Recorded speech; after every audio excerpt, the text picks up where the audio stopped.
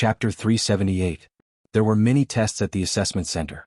In addition to the 5 basic ability tests of strength, speed, jumping, defense and intelligence, the most important part was the final practical test. Before Wei Ji had entered, Loopy Toad had heard him say that the assessment center had trained the spirit beasts for the practical test. The abilities of all the test beasts were the same, the only difference was their grades.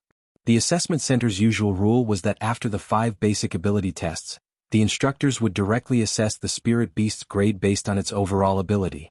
For example, if a spirit beast was assessed as a 4th-class spirit beast, it would be assigned a 4th-class test beast for practical combat in the final segment. If the spirit beast won, its final grade would be upgraded to 3rd class or kept unchanged based on its performance in the actual combat. But if it lost, it would be demoted by 1 level. This rule had been set when the assessment center had first been established, and could actually be considered fairly fair. The only troublesome thing was the test beast's abilities. According to Wei Ji, all the test beasts in the assessment center were spirit emperor penguins. Loopy Toad had learned about this type of spirit beast before. Apart from being extremely patient and able to take a beating, they also had an extremely powerful ability to imitate. In a short period of time, they could completely replicate the spells that spirit beasts cast, and could be considered quite versatile. But they also had a weakness, and that was that their lethality was generally very limited. Thus, Spirit Emperor penguins were actually the most suitable spirit beasts for the assessment center to use as test beasts. While Loopy Toad was still thinking about this, a test room had already been emptied. At the same time, a number was announced, and it was Loopy Toad's number, 177. There were 5 test rooms in the test hall in total. Wei Ji had entered room 4, and the test room that Loopy Toad was about to enter was room 5, which was next to Wei Ji's. Loopy Toad glanced at the screen. Wei Ji and its pushing large butterfly had just started the speed test. After the number was called, Loopy Toad spat out the number plate from its mouth and waited quietly at the door of room 5. After that, the person who had entered room 5 to take the test first came out. It was a man in a black trench coat, and the spirit beast behind him was actually a small bone dragon. This small bone dragon looked very obedient as it followed the man in the black trench coat, but the 2 balls of hellfire in its eyes looked very terrifying. Is this guy a foreigner? Loopy Toad's heart trembled. Spirit beasts like bone dragons were all necromancers, and it was impossible to see them in Huaxiao Nation. Furthermore, domestic cultivators mostly pursued auspicious feng shui, and very few people would want to raise a spirit beast of the undead type. Therefore, the domestic market was not very good, but this kind of spirit beast was quite popular abroad. I really want to see the grade of this bone dragon. It should be very powerful. But it seems like its owner didn't choose to publicize the video of the test. What a pity. It's rare to see one. Discussions could be heard from the surrounding people. Loopy Toad watched the man in the black trench coat and the little bone dragon as they walked toward the door step by step. When they reached the entrance of the test hall, Loopy Toad saw the man in the black trench coat suddenly pause. Then Loopy Toad clearly sensed a powerful spiritual sense bearing down on it. Trying to test me? Loopy Toad narrowed its eyes and deliberately released its Demon King soul in return. As a result, the man in the black windbreaker at the door was obviously stunned. Then he staggered and almost fell. Loopy Toad sneered in its heart at this scene. A golden core cultivator, what the hell was he showing off to it for? After the man in the black windbreaker left with his bone dragon, Loopy Toad waited at the door for over 3 minutes before a very greasy-looking middle-aged male instructor came out of the test room. Mr. 2, sorry to keep you waiting. We were clearing the place just now, you can go in and take the test now. Loopy Toad's lips couldn't help twitching when it heard this form of address. Mr. 2. This form of address sounded very stupid. The middle-aged instructor flipped through the information in his hands. Looking at the information, this should be Mr. 2's first time here, right? Loopy Toad nodded, then gave the middle-aged instructor a strange look. Don't you think it's strange that I can speak? The middle-aged instructor shook his head with an indifferent expression on his face. I've been working in this field for more than 10 years. There's a good saying, you haven't eaten pork but you've seen a pig run. Loopy Toad, the middle-aged instructor, generally speaking only 2nd-class spirit beasts possess the ability to speak. But I have more than 10,000 spirit beasts appraised under my supervision, and occasionally I'll run into a few that can speak even if they haven't reached a certain grade. According to the requirements of the recently popular organization, the Society of Saints, these spirit beasts should also be exceptionally gifted. Loopy Toad, the middle-aged instructor looked at Loopy Toad and couldn't help laughing. But you seem to be able to write? That's an exceptionally gifted among exceptionally gifted.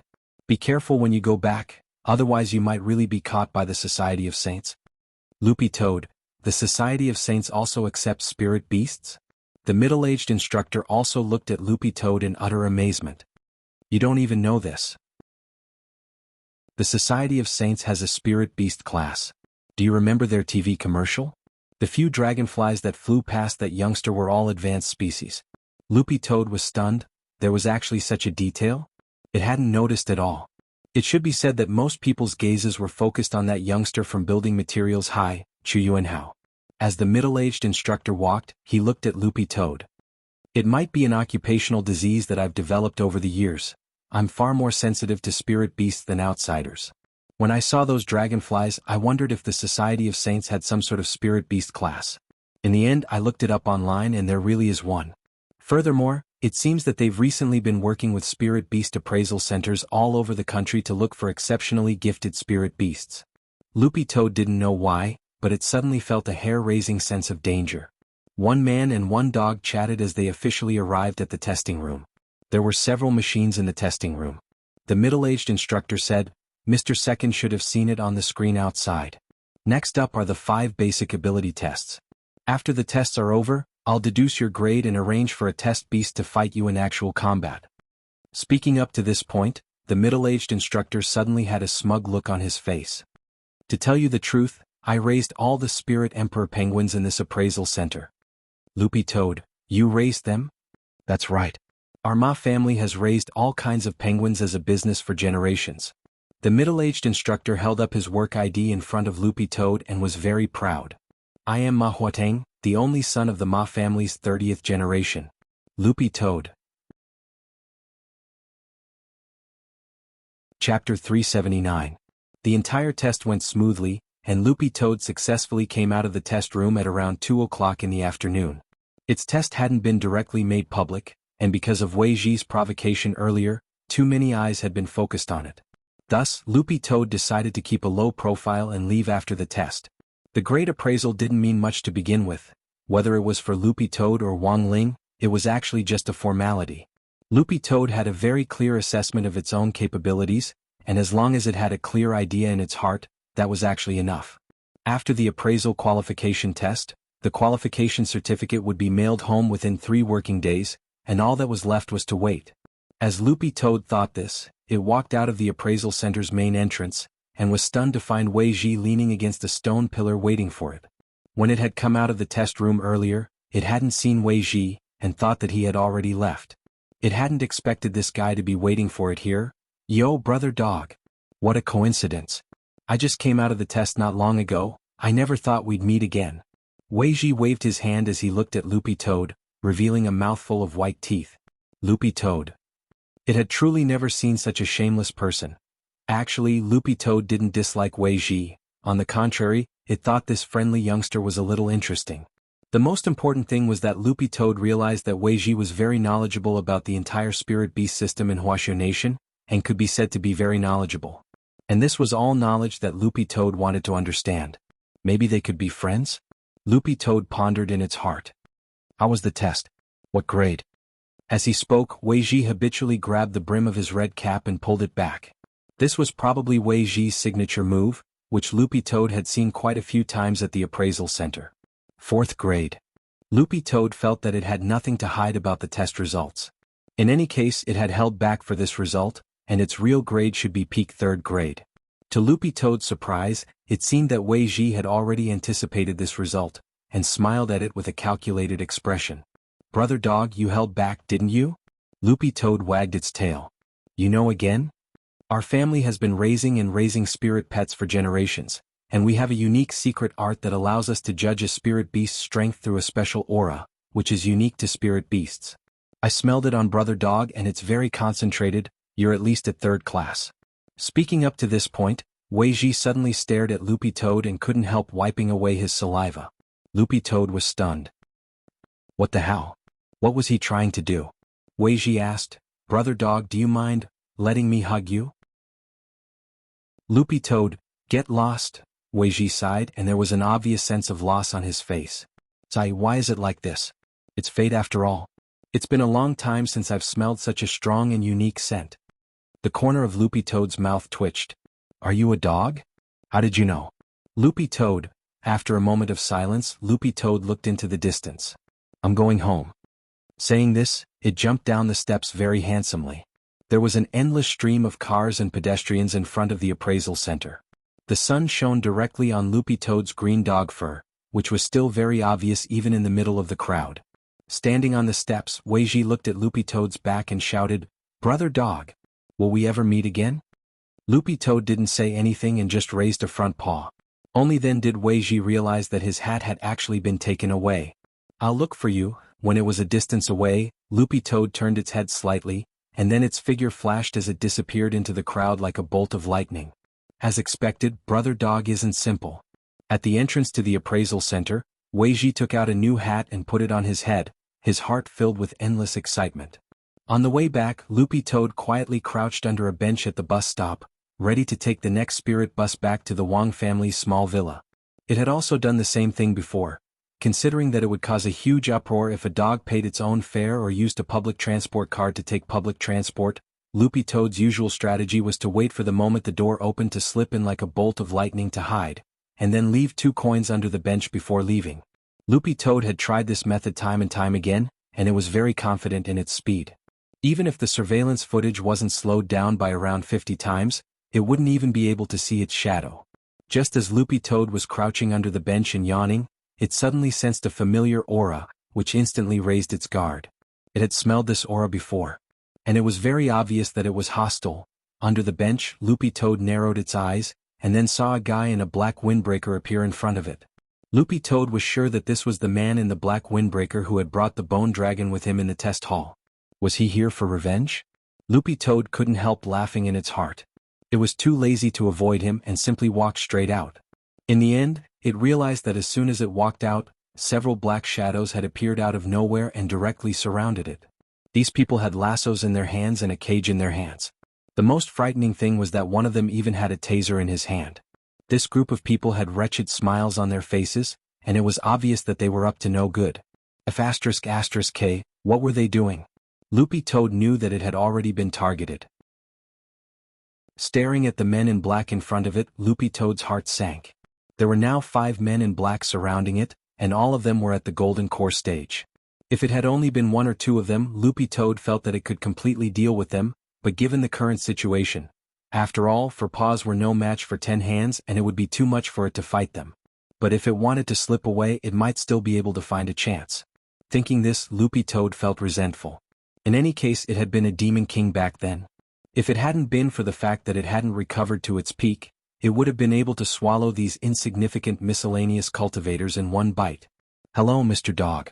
Our organization is very interested in you, and would like to invite you over for some tea and a snack," the man in black with the bone dragon said with a sinister smile as he held the lasso in his hand. Loopy Toad looked at the men in black in front of it with an indescribable look on its face. Robbing a civilian dog in broad daylight was still acceptable. It had finally managed to come out for a stroll, and now it was being targeted just for the certification exam.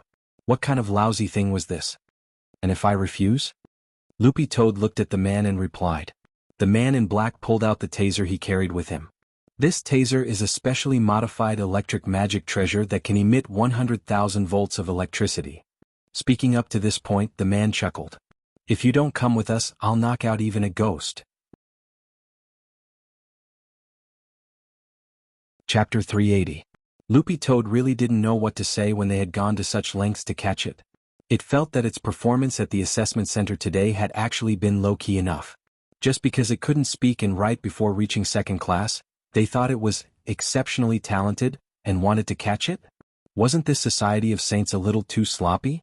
Furthermore, Loopy Toad had a hunch that these people might be related to the Society of Saints, but they definitely weren't from the Society. A state-certified talent organization that had formal channels of cooperation with major schools and organizations, why would they not use those channels and specifically send people to kidnap so-called geniuses in broad daylight? If this group of people really were from the Society of Saints, Loopy Toad could only think that their brains had probably been kicked by a donkey. "Are you from the Society of Saints?" Loopy Toad asked in order to confirm its suspicions. "You can think of it that way." The Bone Dragon Man smiled. Loopy Toad nodded after hearing this. It was already certain that this group of people weren't from the Society of Saints, or at least not from official channels. If they really were from the Society of Saints, how hard would it be to admit it? The Society of Saints was now the talk of the country and the education world was shaken. Everyone in the city knew about it, and it was an absolute honor for most people to be able to work in such an organization. Loopy Toad sighed in its heart. It had finally come out and it didn't want to stir up trouble. If little Master Ling found out, he would probably be unhappy again. Suddenly, Loopy Toad pointed to the sky. A UFO. In the end, these men in black weren't fooled at all. The Bone Dragon Man couldn't help laughing. Do you think we're 3-year-olds? How could we fall for this kind of trick? Loopy Toad didn't admit defeat and pointed to the sky again. Yui Aragaki. The Bone Dragon Man chuckled. It's no use, come with us obediently. In our line of work, apart from our mission goals, we're not moved by anything else. Loopy Toad suddenly felt a chill run down its spine. Not only were these men perverts who liked trapping dogs, they were actually a bunch of gays. At that moment, Loopy Toad felt that it had to use its trump card. Once again and for the last time, Loopy Toad pointed to the sky. Playful on you. In that instant, the men in black were inexplicably dazed. It was as if they had been hypnotized, and their foreheads followed Loopy Toad's paw to look at the sky behind them in a very demonic manner. The sun is very bright today, but there's nothing at all. In an instant, the men came back to their senses. Led by the skeletal dragon man, all of them were flustered and exasperated. Damn it, he was actually led away. When he looked back, the green-furred dog that was originally under his feet had already slipped away.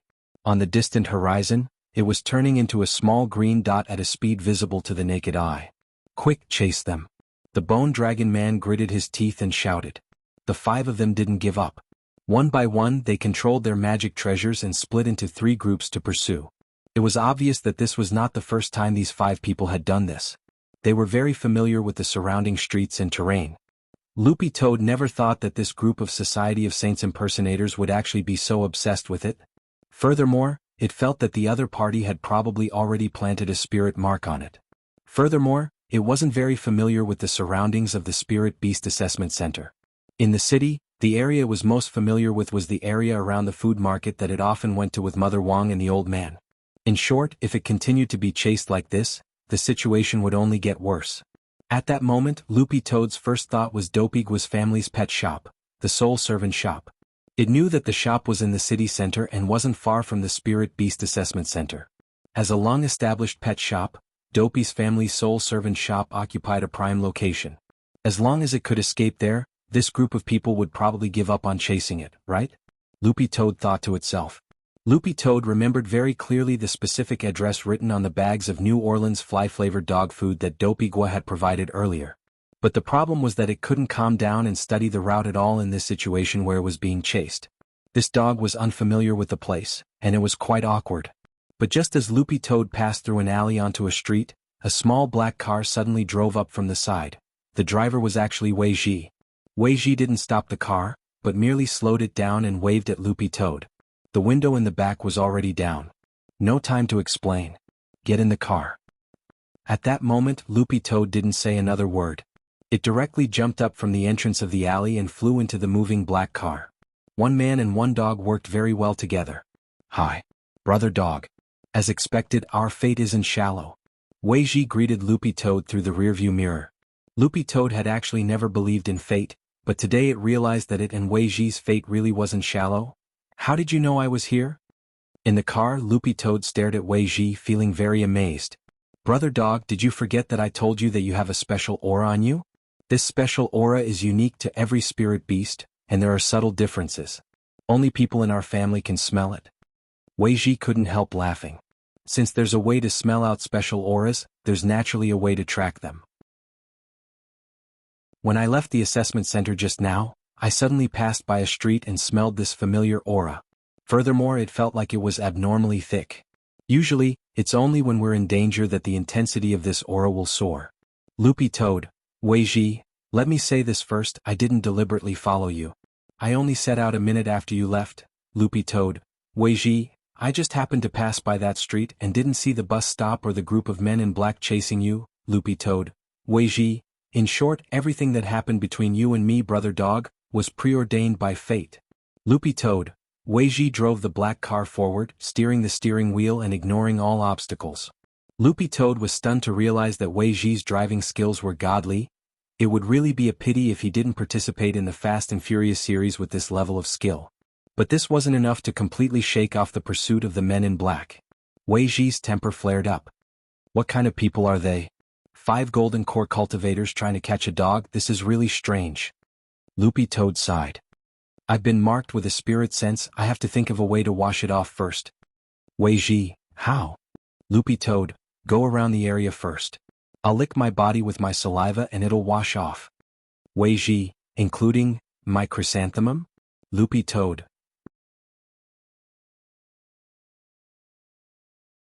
Chapter 381. After about 3 or 4 minutes, Loopy Toad finally got rid of the spirit marks on its body. A dog's body wasn't as soft as a cat's, and it usually had to curl up to lick some difficult actions. Fortunately, Loopy Toad's tongue was long enough, and it hadn't completely given up on the Toad clan's tongue technique. So when Wei Ji saw that Loopy Toad could extend its tongue for more than a meter, his entire heart crumbled. As expected, Brother Dog wasn't an ordinary dog. Wei Ji sighed endlessly in his heart. After circling a few more times on the nearby road, the group of black-clothed men finally lost track of them in the traffic. Loopy Toad's tactic had worked, but it wasn't sure if those men in black had any other way of finding it.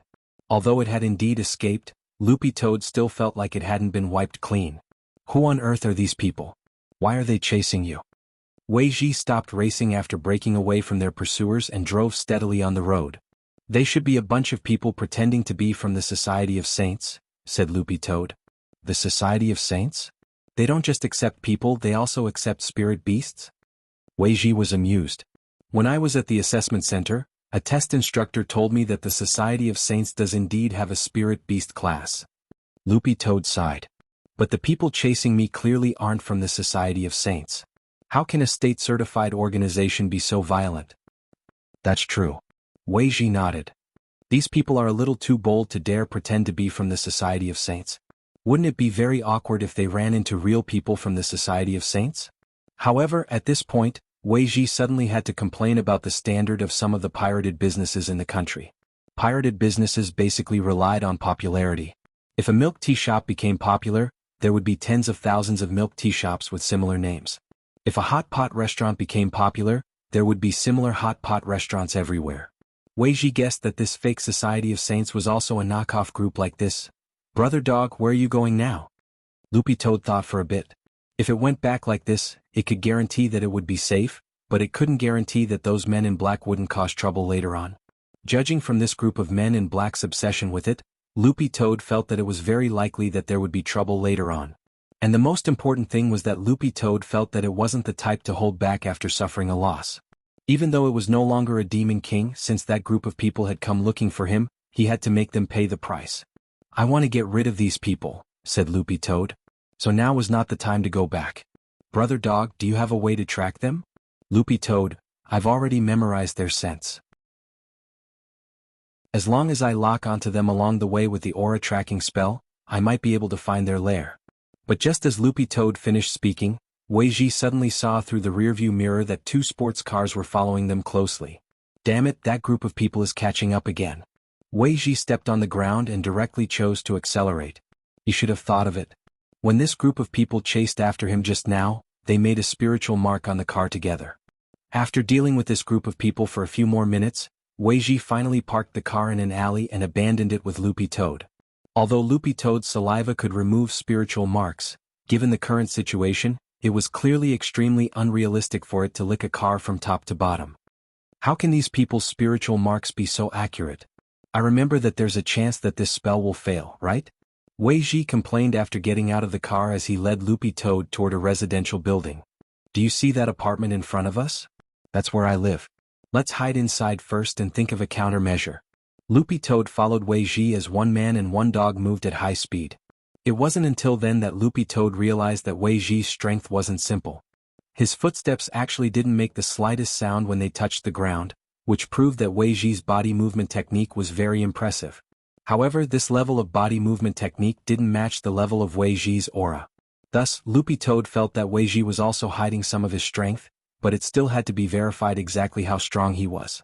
Generally speaking, aristocratic families who mainly fought by domesticating spirit beasts weren't very strong, and needed to rely on spirit beasts to make up for the gap between themselves and their opponents. But Loopy Toad didn't think too much about it. After all, it was hiding a lot of secrets. Everyone had secrets and there was no way to live without them. When they reached the ground floor of the apartment, Wei Ji led Loopy Toad up to the 23rd floor. Loopy Toad was surprised to find that there was only one door on the entire 23rd floor. "Is this your home?" Loopy Toad asked. Wei Ji grinned. "To be exact, this entire floor is mine. There were originally 4 suites on this floor, but I bought them all. Then, I knocked down the walls and connected them together into one." Loopy Toad. This was simply inhumanly rich. However, this also indirectly reflected that the current industry of taming spiritual beasts was indeed extremely profitable. In a sense, if this sunrise industry continued to develop in the future, it was very likely that it would stand shoulder to shoulder with the established industries such as smithing and alchemy. In fact, it might even surpass them. For those who were full of vanity, having a powerful battle pet would bring glory to their faces. Entering Wei Ji's home, Loopy Toad felt as if it had entered a garden. Wei Ji's living room was very unique, and had been carefully decorated to imitate a natural ecological environment. There were rockery, a small stream, birdsong, and the fragrance of flowers. This was basically a small forest. "I spent a lot of money to decorate this environment." Wei Ji rubbed his head and smiled. With a snap of his fingers, the pushing large butterfly that had been lying motionless on his shoulder suddenly seemed to wake up. It slowly flew off his shoulder and then perched on a petal. Loopy Toad finally understood that this ecological environment had been specially built for this pushing large butterfly. "It's very safe here. Those people probably won't be able to find us," Wei Ji said with a slight smile. Loopy Toad, "Are you so sure?" Wei Ji nodded. "This apartment has an unusual origin. It used to be a family apartment, and the people who lived here were all senior military cadres." Loopy Toad. "Are you a asterisk asterisk asterisk asterisk asterisk?" "My grandfather gave me this house. When it came to my father's generation, our family no longer had any contact with the army. We had to tame spirit beasts on one hand and manage the army on the other. We were really too busy." Wei Ji shrugged. As he spoke, he tugged at a vine hanging from the ceiling, and a side door immediately opened. "Come in, this is my bedroom," Wei Ji said. Loopy Toad followed Wei Ji into his bedroom, which was decorated quite normally. Then Loopy Toad saw Wei Ji start to rummage through the bedroom. "Are you hungry? I happen to have a bag of dog food here. I got it from my nephew," Wei Ji said. "You have a nephew?" Loopy Toad was amazed. "Actually, we're not that far apart in age, but in terms of seniority, I'm indeed his little uncle," Wei Ji said. A moment later, Wei Ji took out a bag of high-grade dog food wrapped in white from the cupboard with the words, "Soul Servant Shop," written on it. Wait, Soul Servant Shop? Wasn't this Dopeygua's pet shop? Loopy Toad suddenly realized that it seemed to have learned some incredible secret.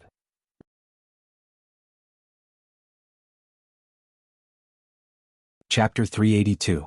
Even when Loopy Toad wasn't at school, it had heard rumors about Dopey's various uncles. So the question now was, how many uncles did Dopey have? This was a very strange question. But from its current interaction with Wei Ji, Loopy Toad finally understood why Dopey-Guo was able to keep his eyes and ears open, and why he knew so much gossip. Forget the other uncles, just the gossip he had gotten from Wei Ji was enough for Dopey-Guo to use. A pet trainer was a freelance job that traveled all over the world and had a military background. Given this job and his special background, he naturally had a lot more information than ordinary people in this circle. There were a lot of big things that hadn't been officially announced, and this kind of person might have already gotten wind of them in their circle of friends. Dopey-Guo wasn't in this circle, but his uncle was. "Aren't you hungry?" Seeing Loopy Toad stare blankly at the bag of dog food he had taken out, Wei Ji scratched his head a little awkwardly. "Does Brother Dog usually not eat dog food?" Loopy Toad didn't know how to answer. Because cultivating the Demon King Heart Sutra consumed a lot of physical strength, the energy provided by the dog food was in fact very important to Loopy Toad. It ate dog food, but the problem was that it wasn't ordinary dog food. Furthermore, after eating the fly-flavored dog food that Dopey-Guo had given it, Loopy Toad realized that it couldn't eat any other kind of dog food. "I'm not hungry yet." Loopy Toad broke out in a sweat, and then the expression on its dog face changed as if something bad had happened. "What's wrong?" Wei Ji looked at it. "That group of people is here." Loopy Toad narrowed its eyes and wagged its tail as it looked in one direction. It had smelled the aura of the Bone Dragon Man, and was certain that the group of men in black who had been chasing it had already searched downstairs. Cultivators could disturb the spiritual senses and even create fake spiritual senses as a cover, but the aura was the only thing that could not be concealed. Unless all the pores on your body were sealed, Loopy Toad would be able to smell even the slightest hint of a scent. The Bone Dragon Man and a group of men in black had arrived downstairs at the family apartment building. Their car was parked in the alley where Wei Ji had abandoned it. "It's here. The dog is inside." The skeletal dragon in the lead sneered. He had asked the skeletal dragon to follow the scent from the car to the apartment. Although the skeletal dragon's sense of smell was definitely worse than a dog's, a rank 3 skeletal dragon was still capable of distinguishing scents. "This place doesn't look simple. Is it really okay to chase after it like this? I'm the leader of this operation. If anything happens, just push the blame to me." The Bone Dragon Man put his hands behind his back and looked at the tall building in front of him. "This dog is definitely not simple. Back at the appraisal center, the dog had purposely released its aura to intimidate me. Also, my bone dragon told me that it has an abnormal undulation that doesn't belong to a spirit beast. If I can catch it and hand it over to the Society of Saints, it'll definitely fetch a good price." "The Society of Saints will really accept them?" "Of course we can't kidnap people, but we can kidnap spirit beasts. There are still a lot of vacancies in the spirit beast class at the Society of Saints, and we urgently need all kinds of special spirit beasts. After we catch this guy, we'll feed it spirit water to make it forget its past memories, then we'll sell it." The Bone Dragon Man smiled. "I believe the Society of Saints will give us a very generous reward." Without waiting for his subordinates to respond, the Bone Dragon Man had already stepped into the apartment building. About 2 minutes later, the man arrived at the door. "He's here." Behind the door, Wei Ji and Loopy Toad both held their breaths. Then, in the next moment, there was a deafening pounding on the door. "If you can hide and seek, then open the door." Loopy Toad, Wei Ji. A moment later, Wei Ji took the initiative to open the door. This door had been bought at a high price back then. In order to cater to the entire indoor ecological environment, it had been integrated with breathing and circulation technology. It could act as half an air freshener. But while it was expensive to build, it had one drawback: it was fragile. It couldn't withstand the repeated torment of a golden core cultivator. Wei Ji opened the door. In front of him, the men in black led by the Bone Dragon Man were still in the same unchanging formation. Cage, noose, taser. Wei Ji was shocked. "How did you get in?" Logically speaking, family apartments had always been off-limits to outsiders. The Bone Dragon Man crossed his arms and smiled as he took out a pack of cigarettes from his inner pocket. "I have this." Wei Ji was completely stupefied. This old smoker at the door had actually let people in for a pack of cigarettes. This was too immoral. "Kid, I don't know what your relationship with this dog is, but I advise you not to be a busybody. However, I advise you not to meddle in other people's business." The Bone Dragon male stared at Wei Ji. Wei Ji couldn't help laughing. "Unfortunately, I have true love for Brother Dog." Loopy Toad. When the men behind them heard Wei Ji's words, they couldn't help exclaiming, "Huh." Wei Ji took a deep breath, his expression very calm. He slowly put his hands behind his back and stared at the Bone Dragon Man in front of him. "Since you've already barged in here and are determined to make a move, does that mean you've already accepted the price you'll have to pay?" The Bone Dragon Man couldn't help laughing. "I'm not easily frightened. In our line of work, how bad can the outcome be? What's wrong with catching stray cats and dogs and then selling them for money? We're just riding on the Society of Saints trend to make some quick money." "I know. You're pet hunters." Wei Ji finally understood now that this group of people were the pet hunters who were now being severely boycotted by the pet trainers world. However, pet hunters couldn't see the light of day, and usually chose to act at night. This was the first time even Wei Ji had seen such an arrogant activity in broad daylight. "Since you know who we are, there's no need to explain anymore." The Bone Dragon Man also took a stance. Pet trainers and pet hunters were enemies to begin with. Wei Ji shielded Loopy Toad behind him. Since pet hunters were involved in this matter, Wei Ji had to take action even if he didn't want to. "Brother Dog, just stand here and don't move." Loopy Toad. Wei Ji took a stance. "Let me test this guy first." As soon as he said that, the Bone Dragon Man actually made the first move, gaining the initiative by striking first. He was very fast, and Loopy Toad's line of sight was blocked by Wei Ji's body, so it couldn't see his movements clearly. By the time Loopy Toad changed its angle of view, it saw that the taser in the Bone Dragon Man's hand had already directly hit Wei Ji's body. Pah! Lightning flashed. There was the sound of an electric current. To the Bone Dragon Man's surprise, Wei Ji was actually unscathed. The Bone Dragon Man, that's impossible. My taser magic treasure has 100,000 volts of electricity.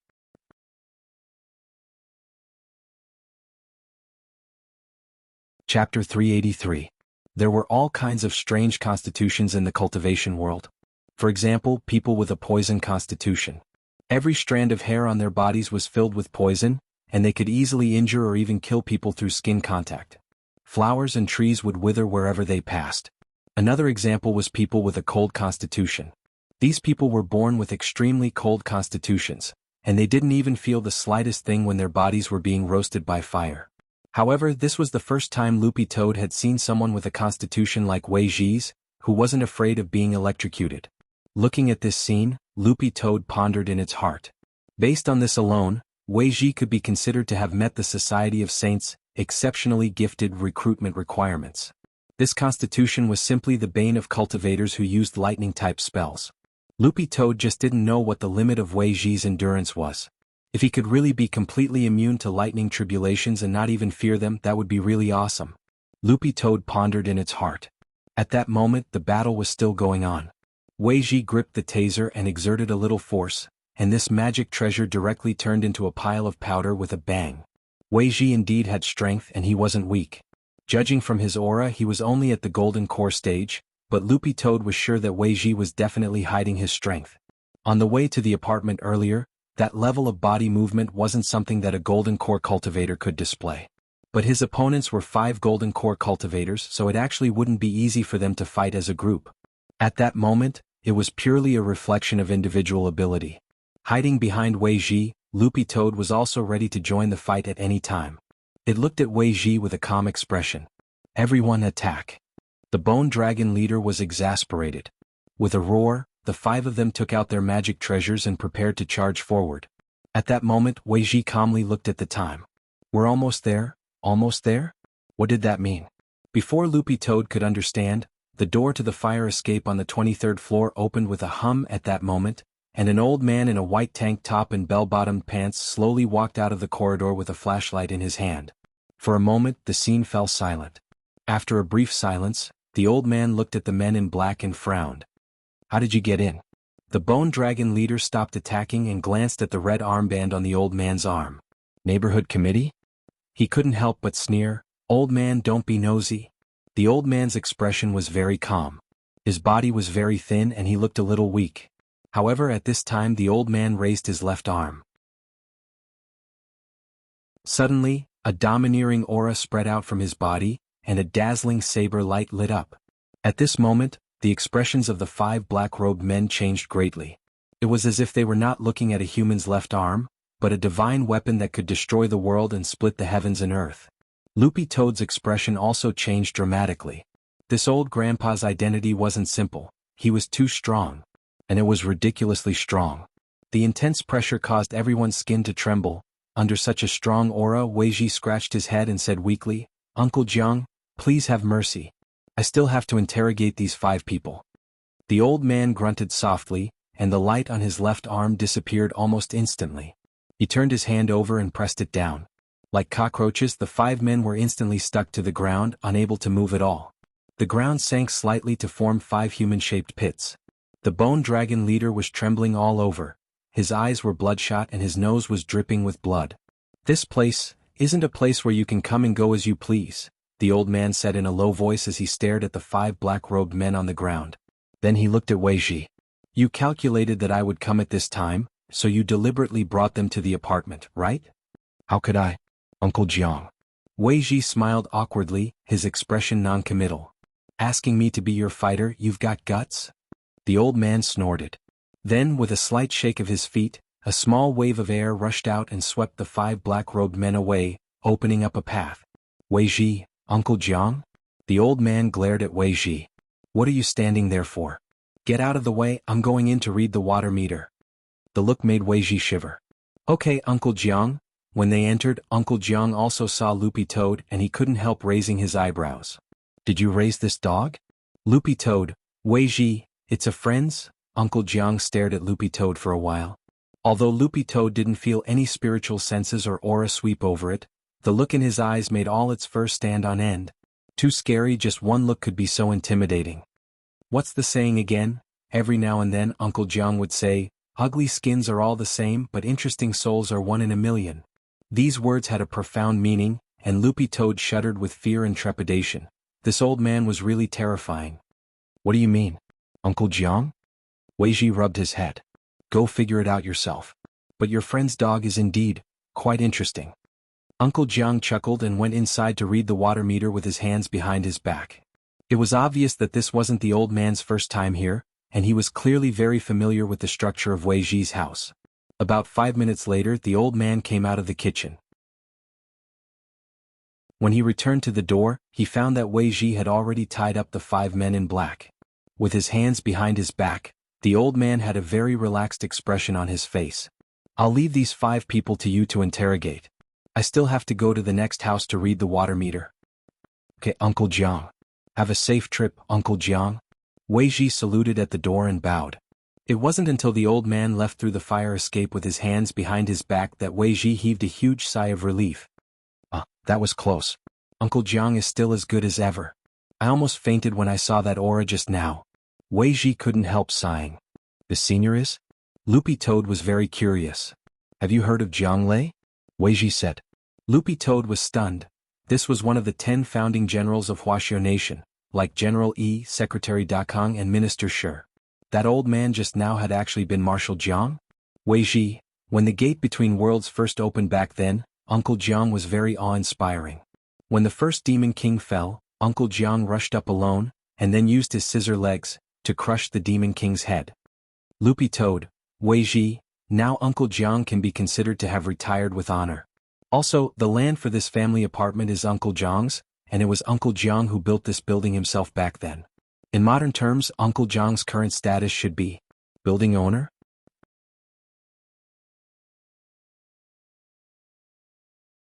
Chapter 384. Of course, in addition to the retired Marshal Jiang, there were still a lot of other experts hidden in the family apartment. This was also why Weiji had chosen to buy the 23rd floor back then. Pet trainers were most afraid of these pet hunters, who would do anything to get a spirit beast they fancied. Weiji would at least feel more at ease if he could set up a base for cultivating soul pets in this family apartment. After Marshal Jiang left, Weiji looked at the 5 men tied up on the ground and sneered. All that was left was to interrogate them. He snapped his fingers. Instantly, the vines hanging from the ceiling in the main hall actually woke up as if they had a mind of their own. They dragged the group into the room and hung them from the ceiling one by one. They were actually plant spirit beasts? Loopy Toad was startled by this scene. It had thought that the vines on the ceiling were just decorations, and hadn't expected them to be alive. The plant spirit beasts in the spirit energy world were completely different from those in the gate between worlds. Furthermore, the aura they gave off was different from that of a normal spirit beast, so Loopy Toad couldn't react at all. Although it was currently at 3rd class, it still wasn't strong enough. If it could reach 2nd class or even 1st class, it would be a lot better than it was now. At the very least, its perception ability would be several levels higher than it was now. It had to speed up its cultivation of the Demon King Heart Sutra. This was what Loopy Toad thought in its heart. Inside the room, Weiji hung the men high from the ceiling. The Bone Dragon man, who was the leader, had received the worst treatment as he hung upside down. Arms folded, he went over to the Bone Dragon man and said, "Tell me, what organization are you from?" Weiji had already seen that these 5 people didn't have simple backgrounds. A pet hunter organization that dared to break into the family apartment had to be very powerful. Most of the people in this kind of organization relied on the power behind them to survive, and the more power they had, the more arrogant they were. Unfortunately, this group of people had probably chosen the wrong place today. The Bone Dragon man smiled miserably and gritted his teeth, but didn't answer. His face was already flushed with blood, and he looked very uncomfortable. Loopy Toad knew that apart from absorbing spirit power molecules in the air through photosynthesis, this plant spirit beast actually had a more direct method, and that was to absorb energy from living things. Thus, the man felt exceptionally uncomfortable being hung upside down and having his spirit power sucked away bit by bit. I advise you to confess as soon as possible. Once a large illegal organization like yours is wiped out, It won't be a problem for you to be sentenced to a few hundred years. Wei Ji said faintly, if you're willing to admit your crimes now and help us find your hideout, I can let you become a tainted witness and reduce your sentence in this incident. What do you think? These words caused the group of men in black to break out in a cold sweat, especially the Bone Dragon man. Fine beads of sweat had already appeared on his almost bloodshot face. He knew that Wei Ji wasn't joking. Based on the fact that the organization had captured several state-protected spirit beasts, it wouldn't be too much to sentence him to a few hundred years in prison. After all, in this day and age people could be arrested and sentenced to 9 years in prison for stealing bird eggs. But Wei Ji also knew that his words were just a reminder, not a warning or a threat. Since they had already chosen to engage in this illegal business back then, both the Bone Dragon man and the men in black behind him were well aware of the legal responsibility they had to bear. It was like how some celebrities clearly knew that taking drugs was wrong, but still insisted on doing so in search of so-called inspiration. Some live streamers were clearly very popular, but still insisted on using cheats to show off their skills. They knew they couldn't do it but still did it. It wasn't easy to get these people to give in. I'll give you 5 minutes. This is your last chance. Wei Ji stared at the ancient dragon man with a very serious expression on his face. 5 minutes passed, and the Bone Dragon man gritted his teeth and still refused to give in. Time's up. Wei Ji was right on time. He had already given the man a chance to repent and admit his guilt, but unfortunately the man didn't cherish it. 2 butterfly. At that moment Wei Ji called out softly. Loopy Toad. Wei Ji grinned. My pushing large butterfly actually never had a nickname, so I just gave it one. This name symbolizes the friendship between me and Brother Dog. Loopy Toad was startled. You're actually called 2 butterfly? Why don't you call yourself 2 springs reflecting the moon? Hearing Wei Ji's call, the pushing large butterfly that had been perched on the flower slowly flew over and scattered a pile of shiny powder on top of the Bone Dragon man's head. Loopy Toad, what's this? Wei Ji replied, hallucinogenic powder. The Bone Dragon man's face instantly turned unsightly. He hadn't expected Wei Ji to actually have this trick up his sleeve. I originally didn't want to use this trick. After all, the hallucinogenic powder's side effects aren't small. But I've already given him a chance. Wei Ji sighed. As he said this, Loopy Toad saw the Bone Dragon man's pupils gradually begin to slacken as they were stained with a faint layer of red. This was a symptom of the hallucinogenic powder taking effect. Wei Ji stared at the man. What is your organization? The Bone Dragon man replied, Demon Hunters Association. Wei Ji, how many core members are there? The Bone Dragon man, hundreds of core cadres. Both Wei Ji and Loopy Toad were taken aback by this answer. Hundreds of core cadres? That organization had at least thousands, or even tens of thousands of members. Although pet trainers guilds from all over the country had worked with the police to crack down on a lot of illegal pet hunter organizations over the years, the largest number of people had been just over 100. Compared with this organization with hundreds of core cadres, they were just small fry. This time they had really caught a big fish. Elsewhere, Wang Ling looked at the time when he got home from school. It was already 5 o'clock in the evening, but Loopy Toad still hadn't come back. For some reason Wang Ling's heart felt empty. Logically speaking, no matter how late the appraisal center was, the test would usually be done in 3 or 4 hours. Wang Ling knew that Loopy Toad had gone in the morning, and it was actually a little unusual for it to still not be back at this time. The old man looked at the time and was a little worried. Ling Ling? Did Loopy Toad get lost? When the old man watched TV, he had learned a lot about pet traffickers. In recent years in particular, the country's crackdown on them had intensified, leading to an endless stream of news about them. But even so, there were still people who took the risk out of desperation to do it. The old man looked a little worried. Those pet traffickers can even openly steal giant spirit beasts like gorillas. Loopy Toad is so weak and small, what if it really runs into danger? Wang Ling frowned at these words. Because he had signed a soul pet contract with Loopy Toad, he clearly knew that it was safe now. There was no way it would run into life-threatening danger. As for those soul pet traffickers that Grandfather Wang was talking about,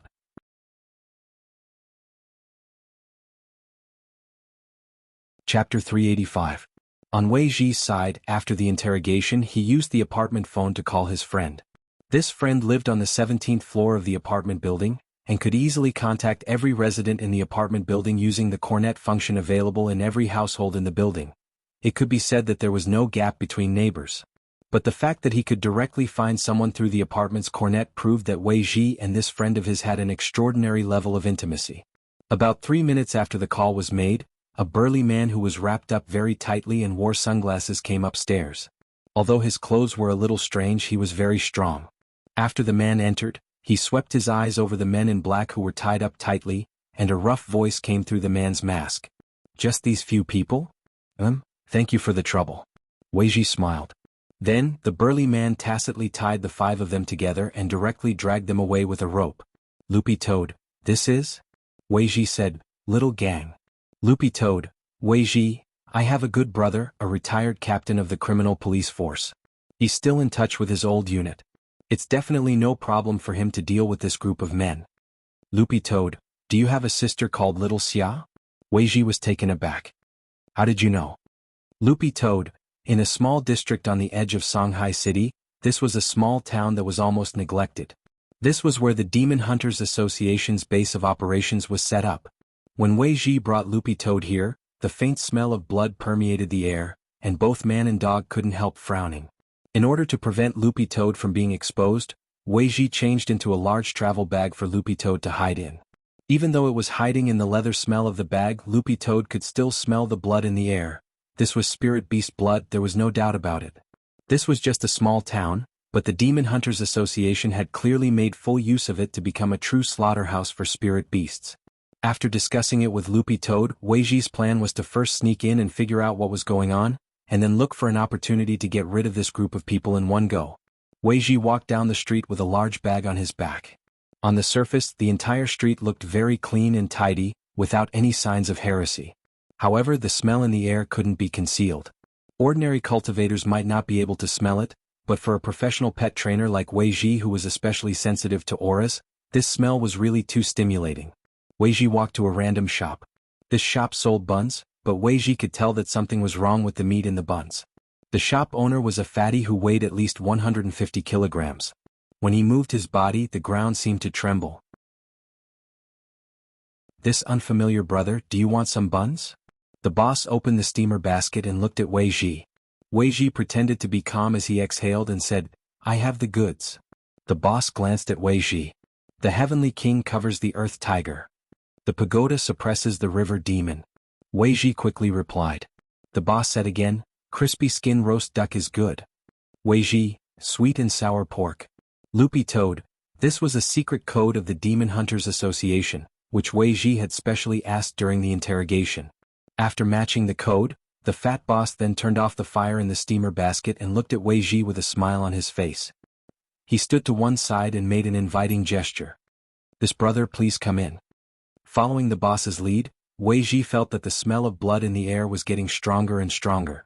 Through a secret passage in the bun shop, Wei Ji came to a hidden back street, and the scene in front of him was shocking. This was the true face of the town. The walls on both sides of the back street were piled high, and there were only a few pet dealers hawking their wares along both sides of the street. The entire street was filled with the stench of blood. Wei Ji could see a lot of cages made of black iron on the ground, which held all kinds of spirit beasts. Cats, dogs, foxes. Most of these spirit beasts had been captured by the Demon Hunters Association. Some of the spirit beasts even had collars on which their owners' names were engraved. Some of the spirit beasts locked in the iron cages were covered in cuts and bruises. They were already on the verge of death as they lay sprawled in the cages, gasping for breath. Seeing Wei Ji's expression, the boss didn't find it strange and smiled. It looks like little brother hasn't been with the association for long, so it's no wonder. It's a miracle that most newcomers don't throw up every time they pass by this street. Do you see these seriously injured little guys? The boss pointed to the injured spirit beasts locked in cages on the side of the road. These guys are injured because they refuse to break their contracts. Wei Ji didn't say anything and just listened as the boss went on. Although there's a barrier here, the spirit beasts' contracts are cancelled when they're sent here because they're worried that their owners will find them. The boss chuckled. But considering that some spirit beasts are extremely loyal and unwilling to cancel their contracts, they can only be forcibly cancelled. That's why they're seriously injured? Wei Ji tried his best to make his voice sound less shaky. Under normal circumstances, only spirit beasts that are on the verge of death can be easily broken by a third party. The boss spoke very casually. Those with pure bloodlines will be treated. As for the ones with lower grades, At this point, the boss turned his hand and pointed at the previous bun shop. They're all sent to my shop. As he spoke, the boss of the bun shop led Wei Ji into the depths of the back street. Wei Ji found that the spirit beasts caught here were divided according to their grades.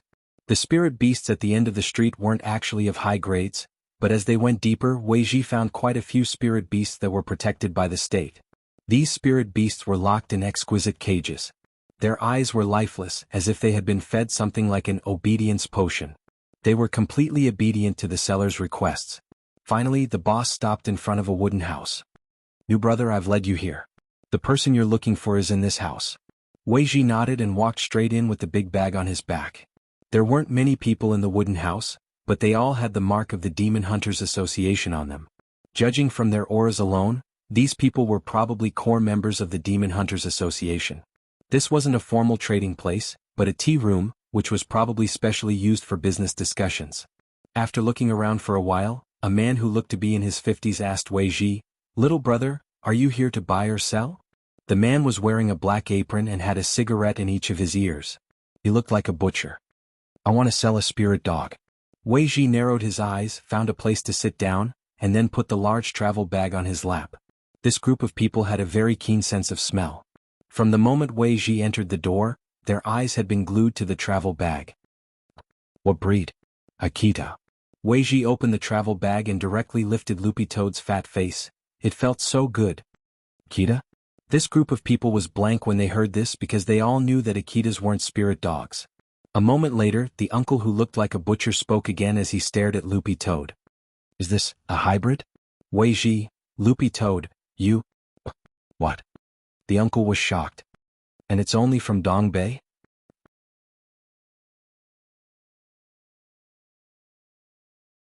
Chapter 386. This dog can actually talk? Just like everyone else who had heard Loopy Toad speak, the group of people in the room also had astonished looks on their faces. "Uncle Zwa? Is this dog at second class?" A very thin young man lit a cigarette for the butcher uncle. The uncle immediately shook his head. "This dog definitely isn't at second class." Wei Ji and Loopy Toad scanned everyone's strength. This butcher uncle was only at the middle golden core stage, but it was very clear that realm didn't mean everything in the Demon Hunters Association. This butcher uncle, who was called Uncle Zwa, was clearly an old member of the association and had some experience in appraising spirit beasts.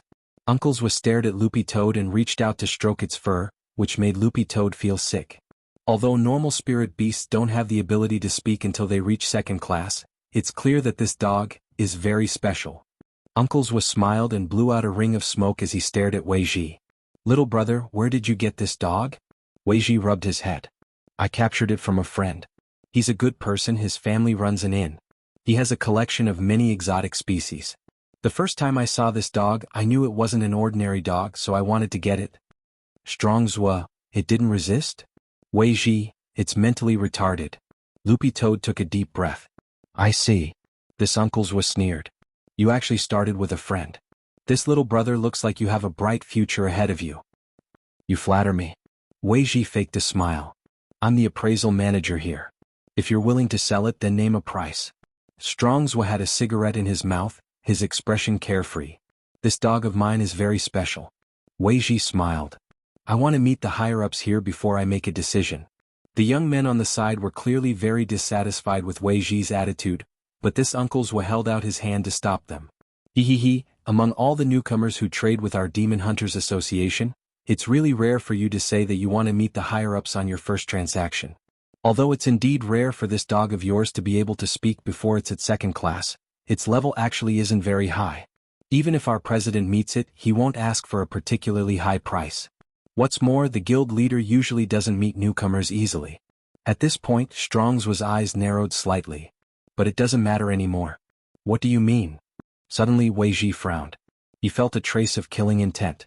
Strong Zwa crossed his arms and said with a smile, "In our Demon Hunters Association, even if we can't agree on the price, there's no room for bargaining." Wei Ji's eyes twitched. "You want to rob us?" "Young man, this is your first time trading with my Demon Hunters Association, so you don't know the dangers of society. If you will leave the dog, everybody will be happy. If you're unwilling, you'll have to suffer some physical pain." After Strong's finished speaking, he couldn't help but add, "This is a society ruled by law. It's not good to kill people." Loopy Toad. Wei Ji. Wei Ji and Loopy Toad were stunned when they heard this. A bunch of pet dealers who broke the law were actually talking about the law here? Looks like I can only fight. Wei Ji sighed in his heart. He hadn't expected things to come to this in the end.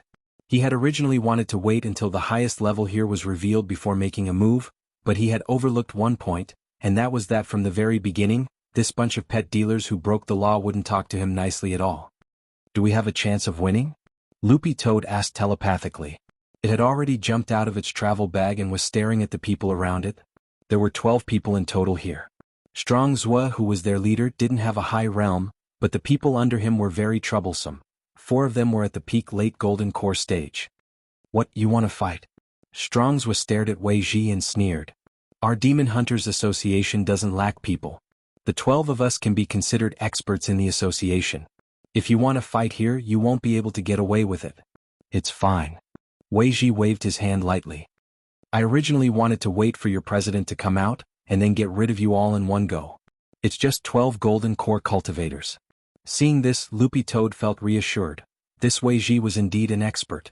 After all, the body technique he had displayed back then didn't belong to this realm at all, and his aura was unfathomable. He was definitely someone who had hidden his realm. To be so calm in the face of 12 golden core cultivators, it was clear that he was very confident in his realm. At this point, Strong's began to realize that Wei Ji's identity wasn't simple, and he stared at him with a burning gaze. "Who on earth are you?" At this point, Wei Ji had nothing to hide, and simply took out his pet trainer medal. "Pet trainer?" Everyone in the room was shocked. Strong's stared at Wei Ji and grit his teeth. "You're a spy?" Wei Ji fiddled with his cap and chuckled. "When I entered the back street just now, I already sent out the coordinates of this place. I believe a large number of police will be here soon." Hearing this, Strong Zhua and the others were already gloomy and couldn't take it anymore. "Catch them. Brat, since you're courting death, don't blame us.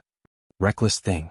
Instantly, 3 golden core cultivators stretched out their hands at the same time to press down on Wei Ji.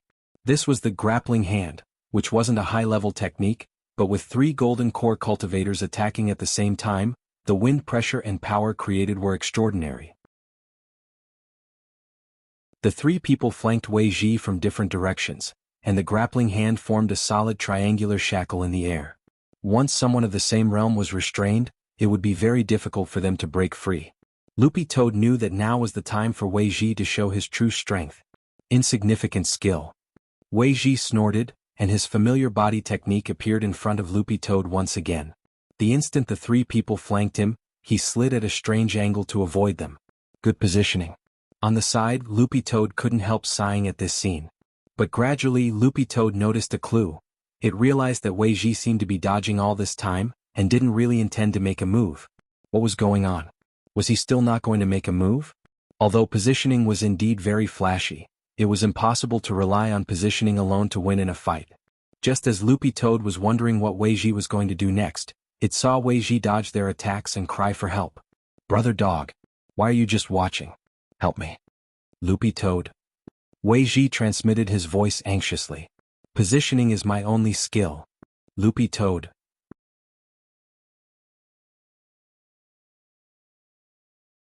Chapter 387. At that moment, Loopy Toad had no choice but to admit a tragic fact. There really were cultivators in this world who cultivated body movements as their main cultivation method. Because in most cases, body movements were just a secondary cultivation option.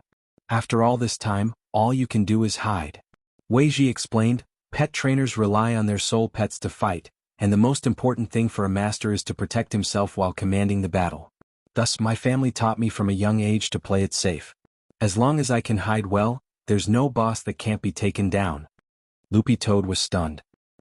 This sounded a little nonsensical, but when it thought about it carefully, it did make some sense. Loopy Toad, then did you bring your soul pet? Wei Ji, no. Loopy Toad, as Wei Ji dodged the technique, he grinned confidently. Don't I still have you? Loopy Toad, this was also AF*** King Swindler. Just like that, all of a sudden, Loopy Toad found that the burden of this battle had fallen entirely on its shoulders. Although the space inside the wooden hut was big enough, Using body movements to dodge continuously like Wei Ji wasn't a long-term solution. In the end, his physical strength and spirit energy would run out. Set up the array. Strong's was shouted softly as he retreated behind a group of people. His hands formed a magic seal and a large amount of spirit power swept up, causing the whole hut to tremble. The shockwave shook the walls of the wooden house, causing some cracks to appear. The effect of the suppression array set up by 12 golden core cultivators working together was naturally extraordinary. Spirit power roared, and the ear-piercing sound waves produced by the intense vibrations in the air made people's hearts go numb. It was like a big cat scratching a blackboard with its claws, and it was extremely uncomfortable. You can't escape. We 12 golden core cultivators have joined hands to suppress you. It's absolutely impossible for you to escape when you're at the same realm. Strong's was shouted sternly. As he pressed down with both hands, he saw that the man and dog in front of him were completely immobilized as they were trapped in the array. Wei Ji broke out in a cold sweat. Body movements were completely useless in the face of such a powerful suppressive array. Loopy Toad narrowed its eyes. Given the current situation where they lacked the advantage in numbers and the disparity in combat strength, there was only one way left. In the last clause of the Soul Pet contract, there was an additional option. The master could use the power of the contract to cast a support spell on the battle pet. As long as the power of the contract existed, the battle pet could be long-range regardless of distance. This was the trump card that Loopy Toad had thought of from the very beginning, but it didn't want to use it. As a demon king, Loopy Toad had the arrogance of a demon king. Loopy Toad had initially thought that Wei Ji was strong enough to wipe out this group of golden core cultivators, but it turned out that it had been thinking too much. At that moment, everyone thought the outcome was a foregone conclusion. Strong's was sneered as he stared at Loopy Toad. Your fur may look strange, but your flesh is very sturdy. If we make you into buns later, they might taste very good. Inside the array, Wei Ji seemed to be completely suppressed, but in fact that wasn't the case. As a professional pet trainer, self-preservation was the most important thing, and it wasn't that he didn't have a way to escape. But Wei Ji wanted to know what was truly strange about Loopy Toad. Then, to everyone's surprise, Loopy Toad suddenly raised its dog head with a mocking expression. Do you really think I can't beat you? The 12 golden core cultivators looked at each other, stunned. It was just a mongrel spirit dog with a body full of green fur and shouting in front of everyone. Just thinking about this scene was comical. Behind them, Strong's was stared at Loopy Toad for a few seconds before he couldn't help laughing. You're just a spirit dog that hasn't even reached second class. What right do you have to challenge me here? As a pet, it only needs to be enslaved. Loopy Toad also laughed. You want to enslave this king? I'm afraid you're not qualified enough. If you have the ability, give me 30 seconds. I'll beat all your teeth out. What did you say? Loopy Toad narrowed its eyes. I said, give me 30 seconds. I'm a man, no a dog. I'll beat the crap out of you. Such a shocking statement instantly silenced everyone in the wooden hut for a long time, and even the air seemed to freeze. Only Wei Ji had a pleasantly surprised expression on his face. 30 seconds? What on earth could it do? Strong's was snorted coldly. Fine.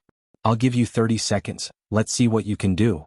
Loopy Toad was delighted at this answer because it took time to communicate with Wang Ling through the contract, and during this time, there couldn't be any outside interference. The most important thing was that only 30 seconds was enough. It had anticipated that the people of the Demon Hunters Association would view spirit beasts as commodities and weeds, which was why it had tried to buy time with such an arrogant attitude. Who would have thought that it would really fall into its trap? 30 seconds. As long as 30 seconds passed, this bunch of people were done for. At this point, the scene fell into silence. Everyone was waiting to see what would happen in 30 seconds. When the second hand moved exactly past 30 seconds, Yi Zichen was stunned. There was a roar in the sky. All of a sudden, it was as if a divine light was pouring down from beyond the heavens. It directly penetrated the ceiling of the wooden hut and fell on Loopy Toad. What was that? The 12 golden core cultivators in the wooden hut, led by Strong Zhuo, were astonished, and they subconsciously felt puzzled. At that moment, boundless rune light swirled around Loopy Toad's body, and even its feet glowed with a dazzling brilliance. Loopy Toad's aura also skyrocketed with this buff spirit light. It didn't move a single step, it merely wagged its tail and invisible spirit power was released. Then everyone heard the sound of something shattering. Strong Zhuo turned pale with fright, because this shattering sound was none other than the magic array that the 12 golden core cultivators had set up together. It had actually shattered under the impact of this invisible spirit power. Uncle Zwa? What's this? A support spell. This dog used the power of the contract to make its owner cast a support spell on itself. How many spells are there in total? Strong's narrowed his eyes and stared cautiously at Loopy Toad. Judging from the type of light, there should be no less than 40 spells. No less than 40? These people turned pale with fright. Don't panic, this is just a buff spell and it only lasts for a short time. We just need to hang on for a while, said Strong Zwa. Hang on for a while? Loopy Toad couldn't help laughing when it heard this. The duration of buff spells depended on the level of the spell. Low-level buff spells naturally lasted for a short time, but the point was that little Masterling had personally cast these spells. A total of 49 buff spells. Each one was at the highest level. Loopy Toad snorted coldly in its heart. You're finished? The current me.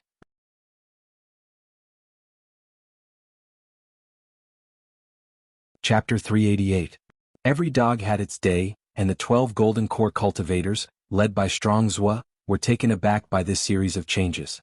With the blessing of more than 40 support spells, all kinds of light and runes lingered around Loopy Toad to form an unbreakable circle of 3 feet. The torrent of aura was like a vortex with Loopy Toad at its center as it spun around. A total of 49 buff spells. This power was incomparable to before.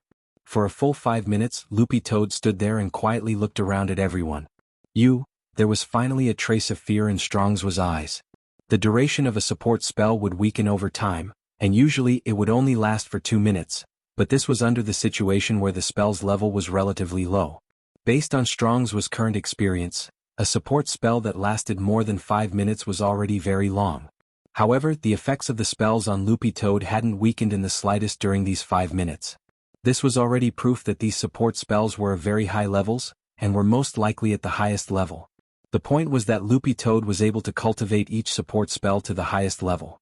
Strong Zwa began to realize that he might have provoked a great senior with a question mark. Who on earth is your master?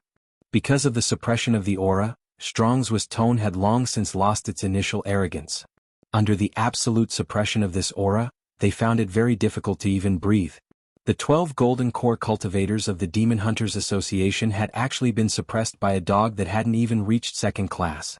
If word got out, they would definitely become a laughing stock. But Strong Zwa couldn't care less now. The only way to win was to think of a way to drag out the duration of these support spells or avoid fighting as much as possible.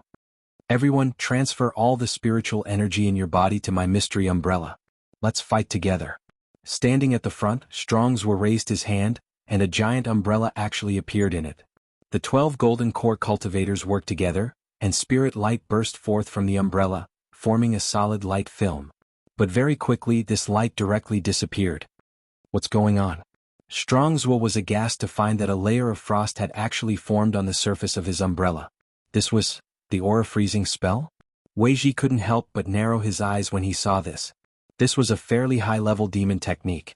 That was because the last 2 times the gate between worlds had descended, in order to deal with the demon beasts pouring out of the gate between worlds, the major pet trainers guilds had conducted an in-depth analysis of the spells commonly used by the demon race.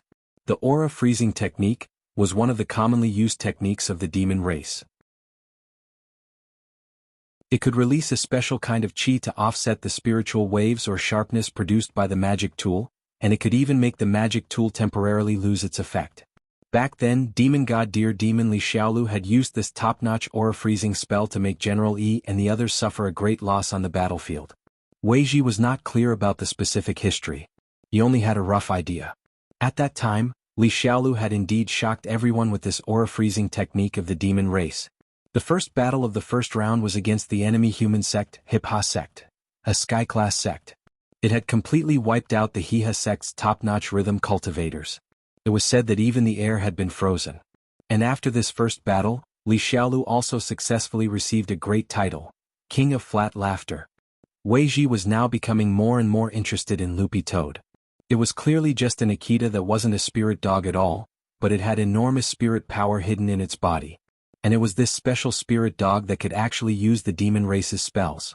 Weiji felt that he could already roughly guess Loopy Toad's exact situation. It had only been a few seconds since he had taken out the mystery umbrella, but it had actually instantly lost its effectiveness. This caused Strong's expression to change drastically. He was so scared that he took a few steps back. At this moment he could see that not only was the dog's owner very powerful, but the dog's identity was also not as simple as he had imagined. "You can't even get close to me at your current realms and you still want to join forces to fight me?" Loopy Toad raised its head and sneered. In the next moment, Weiji saw a brilliant light emerge from Loopy Toad's body and envelop him. Was it afraid of affecting him? Was it going to use its ultimate move? Weiji watched this scene with rapt attention. "I can't move." On the other side, Strong's blurted out. To his horror, he realized that the special aura that had frozen the mystery umbrella had directly followed the magic weapon to their bodies and froze them as well. This definitely wasn't the strength of a normal third-class spirit dog. Even if it had been strengthened, it was extremely difficult for even a second-class spirit beast to achieve this level of strength. All sorts of thoughts swirled in Strong's mind. "You shouldn't have provoked me." Loopy Toad swept a lazy glance over these people. In the next moment, a green aura was released, and like countless large hands, it shot toward the top of these golden core cultivators' heads at the same time. They couldn't dodge it at all, let alone resist it. The moment this aura shot into the top of his head, Strong's immediately felt like he was going to collapse. Was this a weakening spell? No, it didn't seem that simple. Roughly 10 seconds later, 12 golden core cultivators crashed to the ground at the same time. Butcher Uncle Strong's, who was their leader, stretched out his hands miserably. "Senior Dog, spare me. I was wrong." Loopy Toad was very unperturbed and completely ignored the screams. After a full minute, the invisible aura hand that had connected the 12 golden core cultivators to the top of their heads was finally pulled away. These golden core cultivators weren't dead, but their auras were extremely weak. The most important thing was that their faces were very unsightly, as if their essence had been stolen. Looking at the tragic scene in the wooden hut, Weiji felt like his brain was a little numb and his mouth was dry as he asked this question. "Brother Dog, can you explain to me what on earth happened just now?" Although Weiji had analyzed the scene and thought of several possible spells, he didn't dare be 100% sure about what had just happened. In short, this definitely wasn't a weakening spell. If it had been a simple weakening spell, these 12 golden core cultivators definitely wouldn't have such dispirited expressions on their faces, as if they had been toyed with. Loopy Toad narrowed its eyes and smiled coldly. "I took 50 years of lifespan from each of them." "The hell? Life extension." Weiji was stunned by this operation.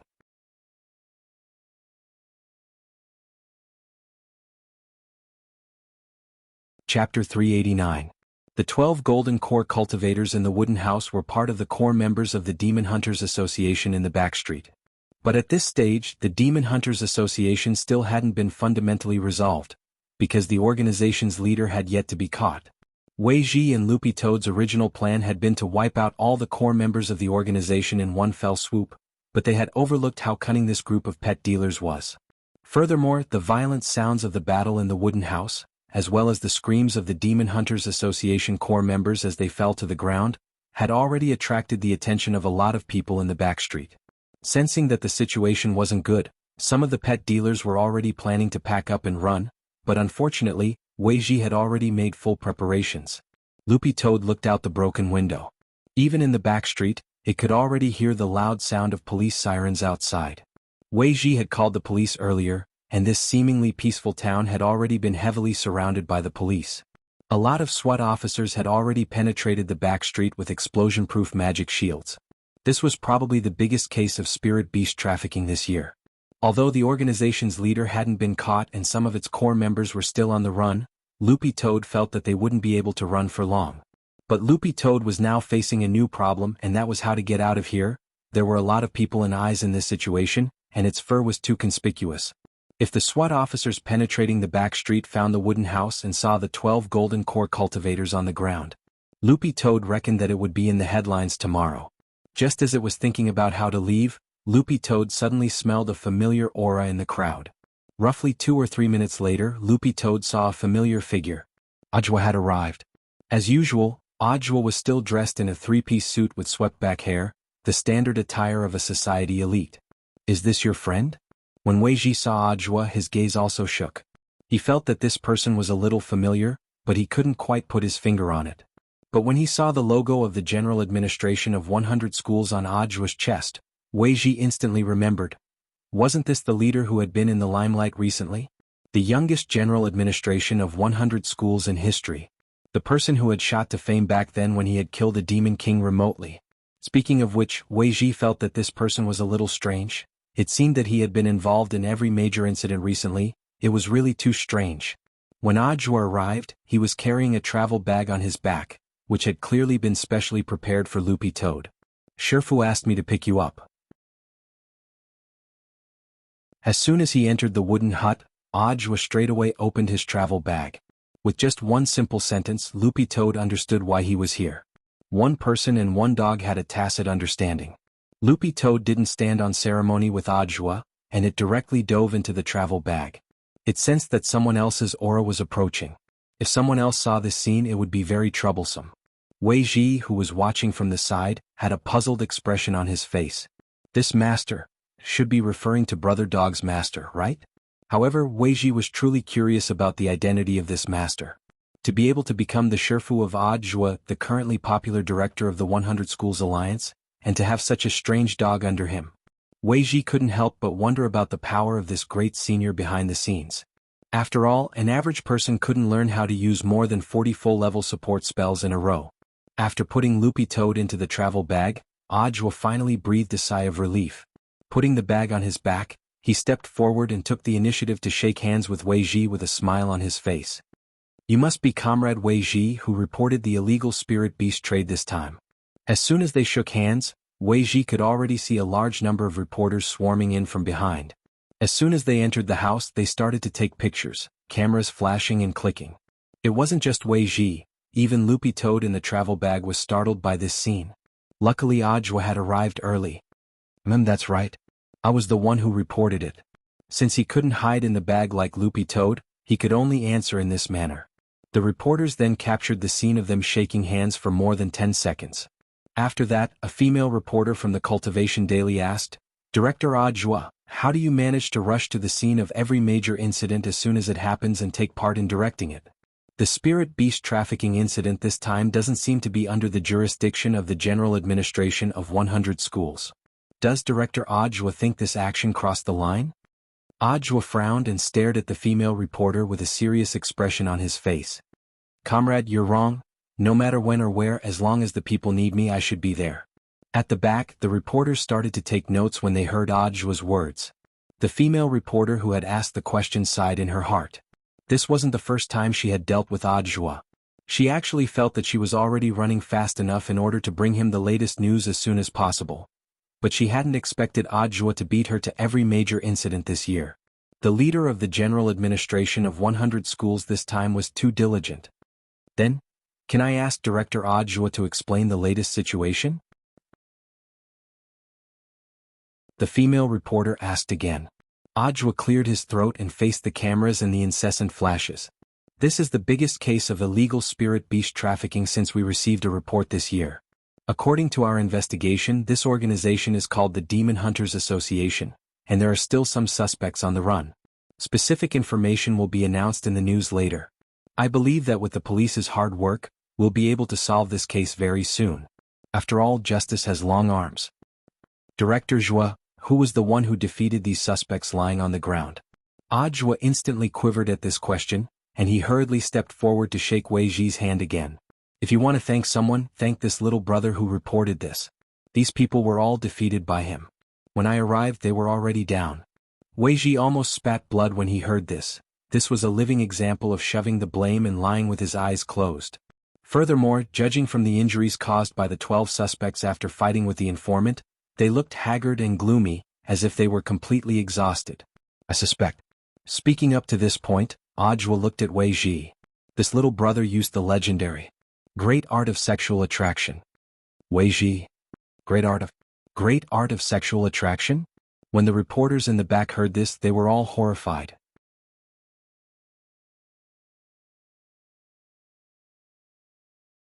Chapter 390. The night the Demon Hunters Association was exposed, the news had already spread like wildfire before the media had a chance to announce it.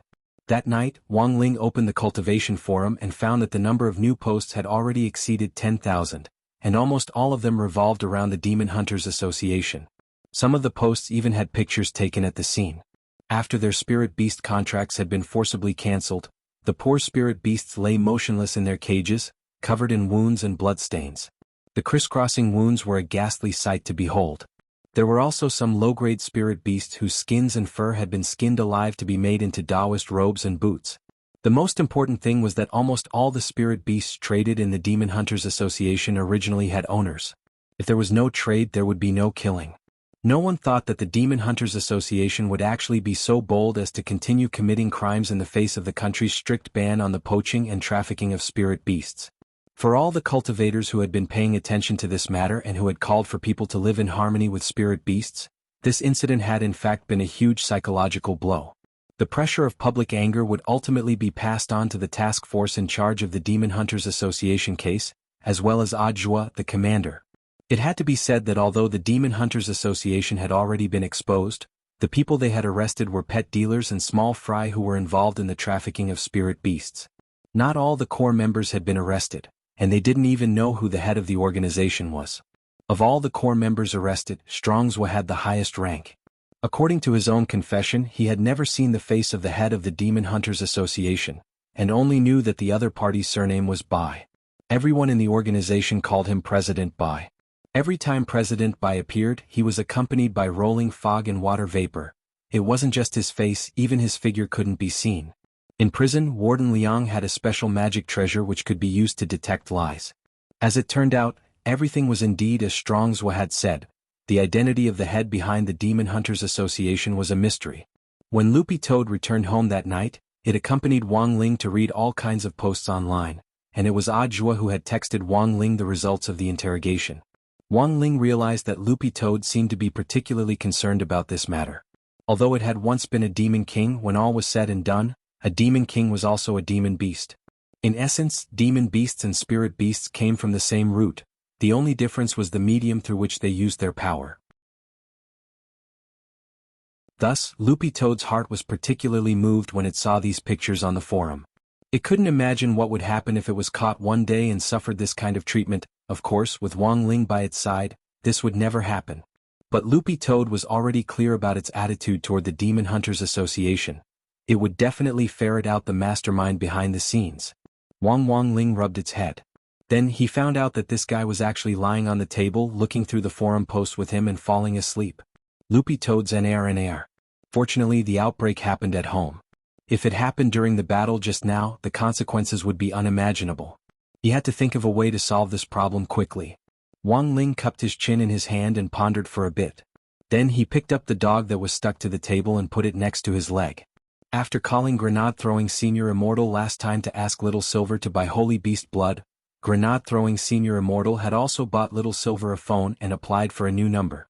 After calling Little Silver last time to buy Holy Beast blood, Grenade-throwing Senior Immortal had also bought Little Silver a phone and applied for a new number. So this time Wang Ling contacted Little Silver directly. When will it be delivered? The text message was as simple as ever, consisting of only 7 words. Sitting on the sofa at Grenade-throwing Senior Immortal's house, Little Silver was so scared that he almost dropped his phone when he saw the message. To be honest, Little Silver had actually been quite hurt when he had failed to release the blood earlier. Not only had he failed, the point was that he had been treated as a depressed suicidal teenager, and had been arrested by the police for ideological work. After that, he had been treated as a mental patient and sent to the hospital. Little Silver had initially wanted to wait a few days. Although Holy Beasts had a strong ability to recover, this wasn't how they were supposed to be used. Little Silver stared at the phone screen, bewildered.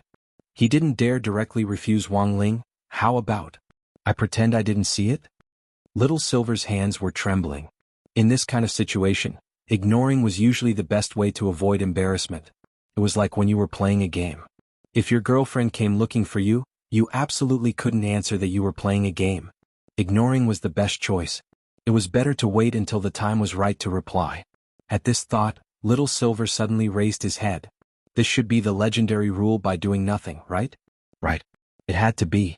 Little Silver nodded his head with certainty, and then simply steeled his heart and directly turned off the phone.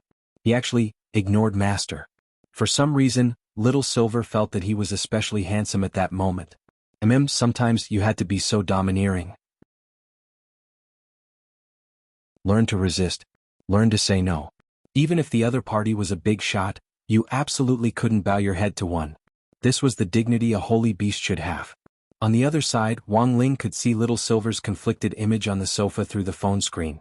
He could even clearly see him turning off the phone. As long as Wang Ling wanted, he could activate the heavenly eye to connect his optic nerves to various screens. This was a new modern spell that he had independently developed. It was just like how he could control his nose hair to form a filter in his nose to prevent PM2.5. Through the heavenly eye, Wang Ling connected to Little Silver's phone screen and saw his actions. Wang Ling took a deep breath.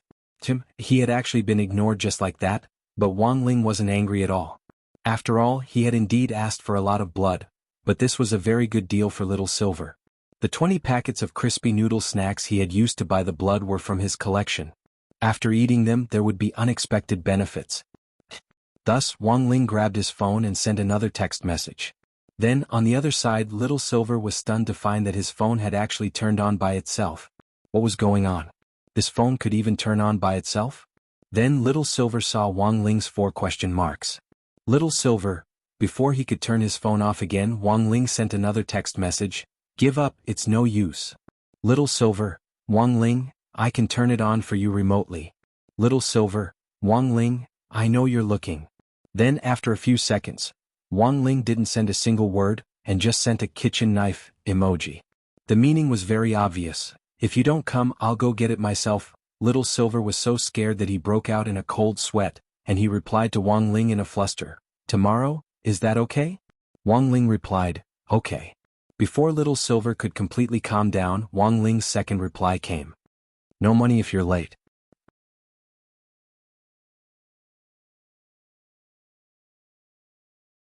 Chapter 391.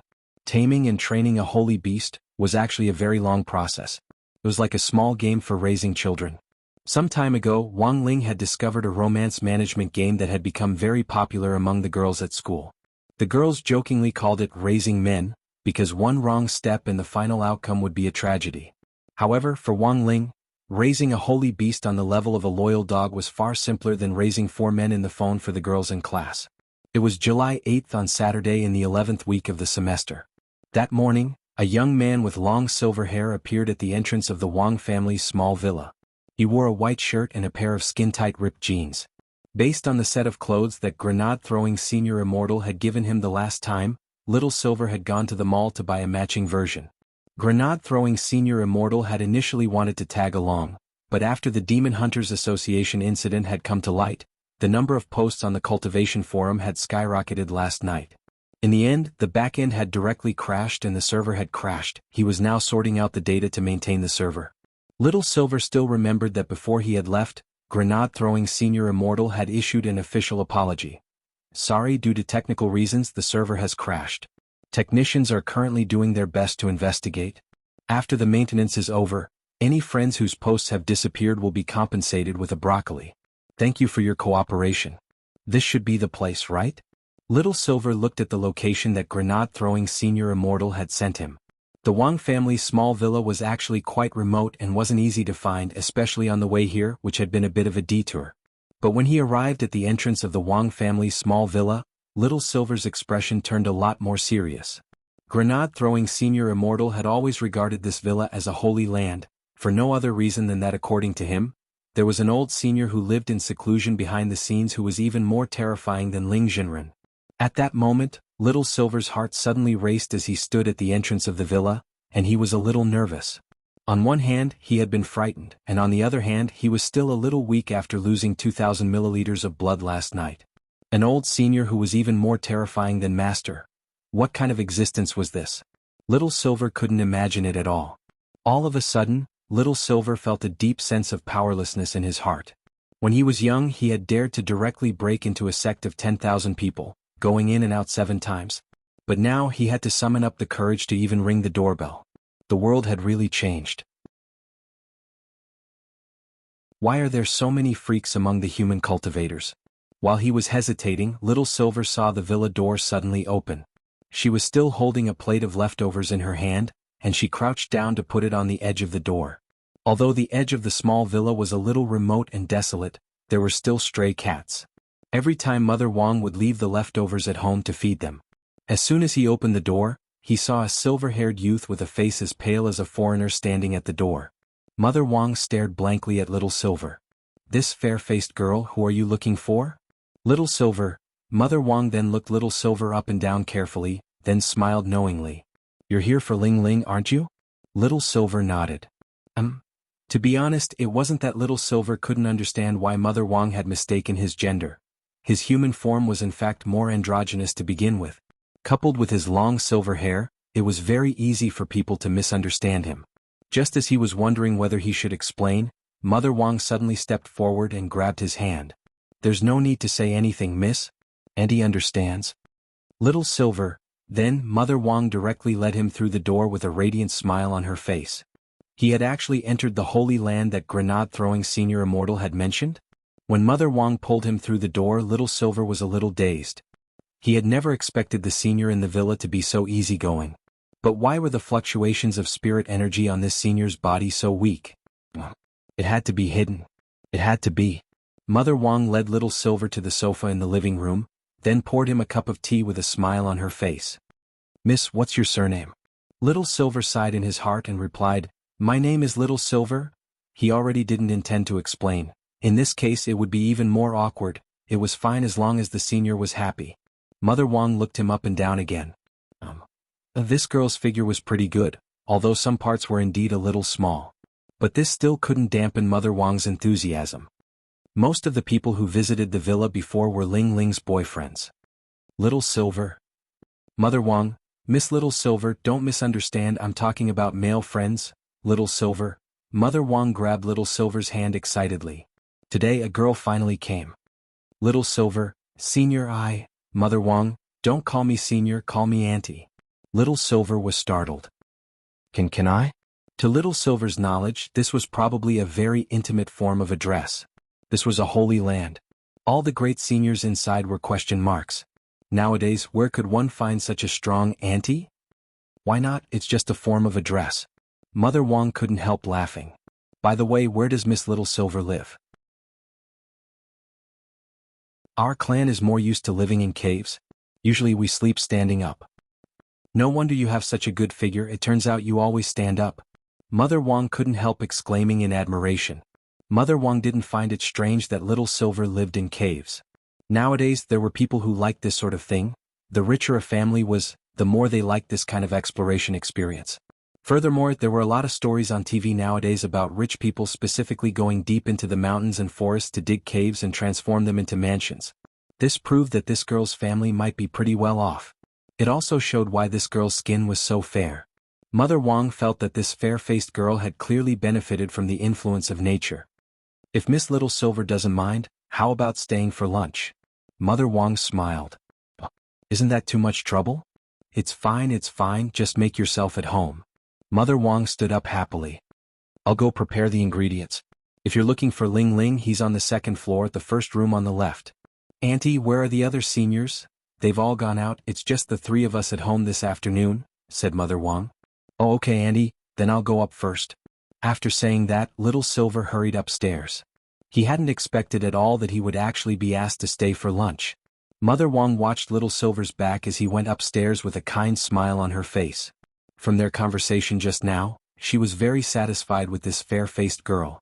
Although some parts were a little small, but when Little Silver had gone upstairs just now, Mother Wong had noticed that this fair-faced girl's butt was pretty big. Big and perky. What was the saying? A big butt is good for giving birth.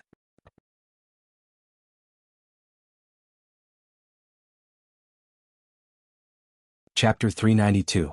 At that moment, Little Silver was sitting cross-legged on the floor of the room, looking very nervous. At that moment, Wong Ling was still reviewing his homework, and no one was to disturb him. Although Little Silver had been invited in, he was under the strict supervision of his two muscular brothers, Pen and Eraser. The transformed gremlins were actually different from humans and spirit beasts. There was a special fluctuation in their bodies, which was very difficult for ordinary cultivators to perceive. But as a holy beast, Little Silver's six senses were sharp, and he immediately knew that the two brothers sitting cross-legged behind him staring at him weren't ordinary people. Apart from this, the rest of Little Silver's attention was on Loopy Toad, who was sleeping soundly at Wong Ling's feet. He sensed that the fluctuations of spirit energy coming from this green-furred Akita weren't ordinary. All in all, after Little Silver came to Wang Ling's room and looked around, he realized that Wang Ling wasn't the only one in the room. He suddenly realized that there was not a single normal person in the room. Little Silver felt that some people might be a little ambiguous when he said this. Was Ling Jinren not a person? Of course not. So strong. So handsome. This was clearly a god. Little Silver looked at the time. About 5 minutes after he had entered the room, Wang Ling had finished studying and closed the book. Then she turned her chair and looked at him. Did you bring it? As usual, Wang Ling asked telepathically. As usual, his voice was a little cold, but surprisingly Little Silver thought it was a little pleasant. Little Silver waved his hand, and a red crystal appeared in his palm. This is 4,000 milliliters of holy beast blood, all of which has been condensed into a blood crystal. When Senior Ling wants to use it, just soak it in an equal amount of water. Holding this blood crystal, Wang Ling could already feel the vigorous power of the holy beast's blood. As Little Silver had said, the blood crystal already contained 4,000 milliliters of holy beast blood. After confirming it, he went to the bathroom and filled a wooden basin with water. Using his heavenly eye, he calculated that it was exactly 4,000 milliliters. Not a single drop was left, not a single drop was missing. Then Little Silver saw Wang Ling throw the blood crystal in. Where is Senior Ling? Little Silver was startled. Do you see that chubby green-haired Akita? This is Master's pet called Loopy Toad. The pen said, now let's give it a bath. Taking a bath? Soaking in the blood of a saint beast. The corners of Little Silver's mouth couldn't help twitching. This was too extravagant. To think that he had worked tirelessly yesterday to get so much blood, but in the end, it was used to bathe. For some reason Little Silver's liver suddenly hurt. Before Little Silver could understand Wang Ling's specific intentions, he saw Wang Ling stretch out his hand and pull at the air, and the green-furred Akita, who had been sleeping like a dog on the ground, instantly floated up. Then he crooked his finger. Little Silver heard a plop, as the dog was actually directly thrown into the wooden bucket. On the side, Pen explained, Master's pet has severe narcolepsy due to certain reasons. Once he fell asleep, he would be unconscious. In order to completely solve this symptom, his lord was using the ancient method to treat it. The most important aspect of this ancient technique was the blood of the sacred beast. According to the ancient records, the blood of a sacred beast has a miraculous effect in treating this kind of narcolepsy. Ancient method? Little Silver was slightly startled. As he pondered this, he habitually stuck his hand into his mouth and gnawed on it. This was a bad habit he had developed after transforming into his human form. He would gnaw on his hand at the slightest disagreement. In his beast form, he didn't have this thought at all because he couldn't bite the hoof at all. As far as I can remember, there are very few ancient medical techniques that have detailed records of the use of the blood of a sacred beast. Do you know immortal Dr. Kong Nuo? The pen explained, this ancient technique comes from the ancient medical books that he left behind. Other than the immortal physician's ancient books, Master also has the medical saint, medical devil, medical king, medical emperor, and medical horse. Hearing this, Little Silver's eyes instantly lit up with curiosity. But what on earth does Senior Ling want to do? As a genuine holy beast, no one here knew the characteristics of the blood of a sacred beast better than Little Silver. He had no idea whether the blood could cure narcolepsy. But he was well aware that simply soaking in the blood of a sacred beast wouldn't work at all. While Little Silver was engaged in an academic discussion with Pen, he noticed that Wang Ling had started to do something new. After soaking the whole dog in a wooden barrel filled with the blood of a sacred beast, Wang Ling quickly took out a spirit herb that at first glance looked very much like green onions. The instant he took out the spirit herb, Little Silver instantly sensed a surge of rich spirit chi. The spirit power contained in this bunch of green onions was very frightening. Wang Ling broke down the spirit herb and scattered it into the wooden barrel like chopped green onions. Little Silver was dumbfounded, because this was a spirit herb he had never seen before. What is this spirit herb that looks like green onions? Pen, correction, this bunch of spirit herbs that looks like green onions are actually green onions. Little Silver, the spirit power of this green onions was overflowing. This wasn't a proper green onions at all. Pen, the difference is that his lord personally raised these green onions. The effect is extraordinary. Little Silver, after completing the first step of soaking the dog in the wooden barrel and the second step of scattering the green onions, Wang Ling's third step was to actually find a lid and cover the entire wooden barrel. After doing this, Wang Ling crossed his arms and waited on the side. All he had to do now was wait. Little Silver didn't quite understand. "Excuse me, what is this step?" Pen answered truthfully, "This wooden barrel looks very ordinary, but his lord personally enchanted it. After covering it with a lid, it has the ability to heat up. Now we just need to wait for it to heat up." Little Silver somehow felt that there was something wrong with this method. Wait a minute. Soaking the dog in the holy beast blood, sprinkling chopped green onions, covering it with a lid, heating it up, these actions seemed a little familiar. Seeing the silver-haired young man's shocked expression, Pen explained solemnly, "What you're seeing now is the instant noodles therapy recorded in an ancient book by immortal Dr. Kong Nua. His lord has already perfectly restored it according to immortal Dr. Kong Nua's ancient book." Little Silver. This was the first time he had heard that holy beast blood could be used like this. What F*** King instant noodles therapy? 2nd Battalion commander was already very tired from holding the noodles. Moving the orange tree back and forth every day was also very tired. Mr. Chindushio was already very tired from giving out the awards every day. His arms were really sore from pulling out the 40-meter-long broadsword. Even Dihuashio's hand sanitizer had gone up in price. The paint on the trophy had been erased.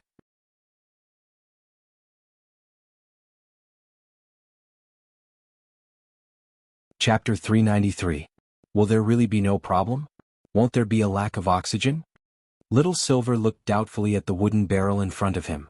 "It won't be a problem." Pen shook its head and said, "Before my lord threw it in, he sealed its acupoints and unblocked the meridians through which spirit energy circulates, so that it can circulate continuously in the body." Little Silver nodded. "I see." He had only seen Wang Ling throw Loopy Toad into the wooden barrel earlier, and had no idea that Wang Ling had done so much. Because spirit energy itself contained oxygen, this method of spirit energy internal circulation through the meridians was actually quite common, and was comparable to the advanced version of the turtle breathing spell. It lasted longer than the turtle breathing spell. Under normal circumstances, after performing this spiritual power internal circulation method, one could maintain it for 7 to 10 days without breathing at all. The higher one's realm was, the longer they would be able to maintain it. Will this really work? Little Silver stuck his head out, really very curious about whether it would really work. After all, life nowadays was full of folk prescriptions for psoriasis handed down by old Chinese medicine doctors everywhere. Who knew whether these prescriptions were real or fake? Little Silver raised his eyebrows. "How long will it take?" "Pen, heat and simmer for 8 hours." Little Silver felt that something wasn't right. When Wang Ling had thrown it into the wooden barrel, Loopy Toad's acupoints had been sealed at the same time, and the spirit energy internal circulation had begun. Warm holy beast blood permeated its entire body, which was a very strange feeling for Loopy Toad. It was a little like being held down by a ghost. When you were asleep, your mind was clearly very clear, but your body was still in a deep sleep and you couldn't even open your eyes. This was a classic case of narcolepsy. But very quickly, Loopy Toad noticed that something wasn't right, and the scene in its mind abruptly changed. Soon after, it fell onto an island. Loopy Toad raised its paw to feel the sand on the beach as the cool sea breeze blew through its green dog fur. These grains of sand were actually real. What was going on? Wasn't it being treated? Loopy Toad calmed down and thought for a bit. Given the current situation, Loopy Toad could only speculate that its soul had been brought to this space by some mysterious force. But who on earth had done this? While it was thinking, Loopy Toad saw an old man in white appear in a coconut grove up ahead. Loopy Toad was instantly on guard. This old man was not ordinary. His aura was restrained, and his clothes fluttered even though there was no wind. Spiritual energy swirled 5 feet around him, forming an invisible barrier. This aura. This old man was at least a true immortal's realm. Loopy Toad watched as the old man walked toward it step by step, doing his best to suppress his aura for fear that it would scare Loopy Toad as he approached it slowly. "Brother dog, don't be afraid. This old man won't of it." Loopy Toad stared at the old man in front of it and kept its distance. "Senior, who are you?" "My name is Pang and my name is Guang." The coconut old man put his hand to his mouth and replied in a soft voice. His voice was so soft that it almost melted into the sea breeze. "Loopy of him. Loopy, go of Loopy of Zhang of. In the end, this senior Pang fell to his knees on the ground and sighed deeply. "It's because your master is too strong." Loopy Toad was instantly enlightened. It turned out that this guy had been frightened by little Master Ling. He was traumatized. No wonder. Loopy Toad, you've met my master? Yes. I've seen him twice. Speaking up to this point, Taoist Guang Peng Guang was already sobbing faintly. This old man set up this space with my own hands. In the end, your master comes and goes as he pleases, as if he's playing. Really, he doesn't give me any face at all. Lying on the ground, Taoist Guang stuck out his butt and pounded the ground like crazy. As he did so, he cried and complained without the demeanor of a true immortal at all. Loopy Toad was silent at this scene. It looked like this wasn't a small blow. It had to calm down. Senior. It had been 10 years since the ants started to race. As this Senior Pang sobbed, Loopy Toad more or less understood the whole story from beginning to end. A while ago, when little Master Ling had gone to Fatty Luo's shop to help Grandfather Wang maintain his kitchen knife, he had happened to see a heavenly fisher stone in Fatty Luo's hand. Thus, little Master Ling had used his heavenly eye to help Fatty Luo appraise it, but in the end, he had unexpectedly been drawn into the hidden space inside the heavenly fisher stone and met this Taoist Guang Peng Guang in front of him. Taoist Guang, at first I wanted to take him in as my disciple and make him my believer. He would help me set up 9,981 statues all over the world, and then find 99,981 disciples. That way, I would be able to successfully overcome the samsara spirit tribulation and surpass true immortal to attain venerated immortal realm. But who knew that your master wouldn't agree at all? Loopy Toad. It would be a miracle if he agreed. He sighed. I set up this space so that the first person to enter it would automatically sign a soul contract. After my first attempt failed, I wanted to use the power of the contract to sneak into your master's dream again to look for him. Loopy Toad. And then? Taoist Guang. And then? I was blocked. Loopy Toad. Loopy Toad didn't know what would happen to other people in this situation, but listening to this Senior Pang, Loopy Toad really felt that it was something little Master Ling would do. Blocking the contract and preventing its power from being produced normally might be very difficult for other people, but for Ling Jinren, it was a piece of cake. Speaking up to this point, Taoist Guang felt like crying. If you hadn't signed a contract with your master a while ago, I'm afraid I would have been trapped in this space for the rest of my life. Loopy Toad. Taoist Guang took a deep breath and said, "This time I found Brother Dog. I wanted to ask Brother Dog to help me pass on a message to the seniors outside."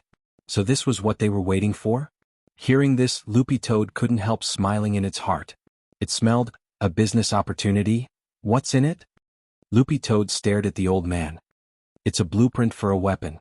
It's absolutely impossible for anyone to refuse it. I even feel that it would be a loss to hand it over in order to win a sliver of freedom, said Taoist Guang. What blueprint? This successfully piqued Loopy Toad's interest. Taoist Guang couldn't help laughing. Before that, I want to ask Brother Dog another small question. Loopy Toad. Taoist Guang, do you know your master's true strength? You want to find out about my master's realm? Loopy Toad raised its head and looked at him. It's better for Senior Pang to judge for yourself, but I can tell you my master's cultivation method. Taoist Guang, oh? Tell me about it. He does radio calisthenics and eye exercises every day.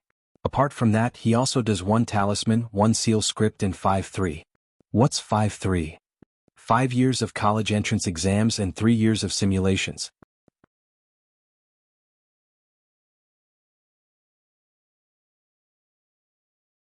Chapter 394. Hearing this, Taoist Guang couldn't help sighing. It wasn't that he couldn't understand. After all, given the senior's level, he could even come and go as he pleased in the soul space of a true immortal. He could even block the space contract that Taoist Guang had automatically established. Thus, he had already deduced that the senior outside was at least a venerated immortal. In the entire history of cultivation, the number of almighties who had become venerated immortals could be counted on one hand since the spirit energy information era. This was the upper realm that every true immortal dreamt of. For many foundation building stage and golden core stage cultivators, they believed that only by stepping into the soul formation stage, true cultivation had just begun.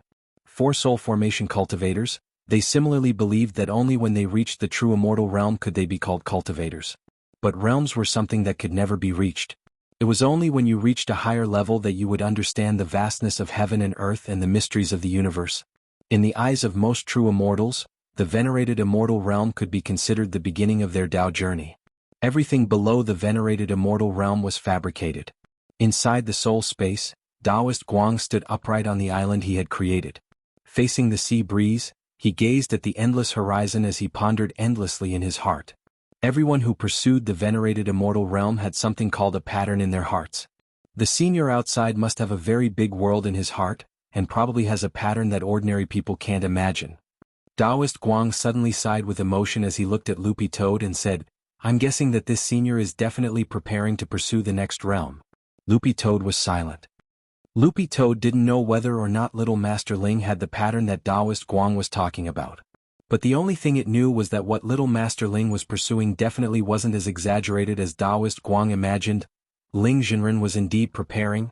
She was preparing for the upcoming midterm exams. I know that senior's identity isn't simple. Furthermore, every senior cultivates in their own unique way, which they never tell others easily. If you don't want to tell me, that's fine. As long as you agree to help me pass on the message, this old man will also give you that weapon blueprint. Taoist Guang sat down cross-legged and faced Loopy Toad as he spoke. His voice was very gentle and didn't sound like that of an old senior at all. "You still haven't told me what the blueprint is." Loopy Toad wagged its tail. "You won't refuse." Taoist Guang was very confident about this. "Senior, don't tell me you're going to take out a god artifact blueprint?" Loopy Toad's face lit up. "As far as I know, most divine weapons are formed by heaven and earth and can't be made. If you really have a blueprint for making a divine weapon, senior, you should save it. I might be able to scam others, but I'm not stupid." Taoist Guang couldn't help laughing. It could only be said that as expected of that senior's dog outside. He knew quite a lot. "Don't worry. What I'm going to give you is not the blueprint for a god artifact. However, the value of this item is comparable to a god artifact now." Taoist Guang waved his hand and then raised it, and a jade scroll suddenly appeared in his palm. As soon as the jade scroll appeared, Loopy Toad instantly sensed that it wasn't simple. There was an extremely familiar scent on the jade scroll. Not only that, but even without the blueprint itself, the jade scroll itself was a supreme treasure. The density of the spiritual energy contained in it could be said to be extremely terrifying. I actually have a lot of priceless things on me which I sealed in this soul space back then. This is one of the treasures I collected when I was all-powerful back then. Taoist Guang held the jade scroll tightly as he introduced it. There was a little pride in his words, but also a little reluctance to part with it. But now, in exchange for his freedom and Ling Jinren's help, he had no other choice. "What on earth is this?" Loopy Toad stared at the jade scroll a little absent-mindedly. "You should have heard of the Gate Between Worlds, right?" Taoist Guang suddenly changed the subject to something Loopy Toad was most familiar with. Loopy Toad nodded. It was more than familiar. Back then, it had been pushed out by the Demon Kings to be the vanguard. Then it had burped. Taoist Guang began to talk about the Gate Between Worlds in the past. As we all know, the Gate Between Worlds connects the demon world and the current human cultivation world. Many people think that the Gate Between Worlds was specially created by the demon race in an attempt to invade the human cultivation world. But the truth is a little different. In the demon world, there are a lot of important crafting materials that can't be found in the current cultivation world. The demon world is rich in strange stones and minerals. In order to make more powerful magic treasures, many artificers back then were looking for ways to enter the demon race. After that, the first version of the Gate Between Worlds was created. So, the Gate Between Worlds we see today was in fact created by a cultivator. Taoist Guang continued, "You might also know the creator's Taoist name. It's the legendary immortal Jinyuan who became a venerated immortal early on." Immortal Jinyuan again? Loopy Toad was startled. It had never heard this story before. Loopy Toad actually didn't know much about immortal Jinyuan's origins, but from all the information it had heard, it felt that this person was very experienced and knowledgeable. There was nothing he didn't know how to refine weapons and elixirs, and he could be said to be a top student among cultivators. Immortal Jinyuan had created the famous magic weapons which were regarded as the three auspicious treasures in the cultivation circle: the 7-star sword, the purple gold gourd, and the golden canopy rope. Loopy Toad had already been extremely shocked back then, but shock aside, it couldn't compare to what it was feeling now. Loopy Toad had never expected that the Gate Between Worlds, which it was relatively familiar with, had actually been personally created by immortal Jinyuan.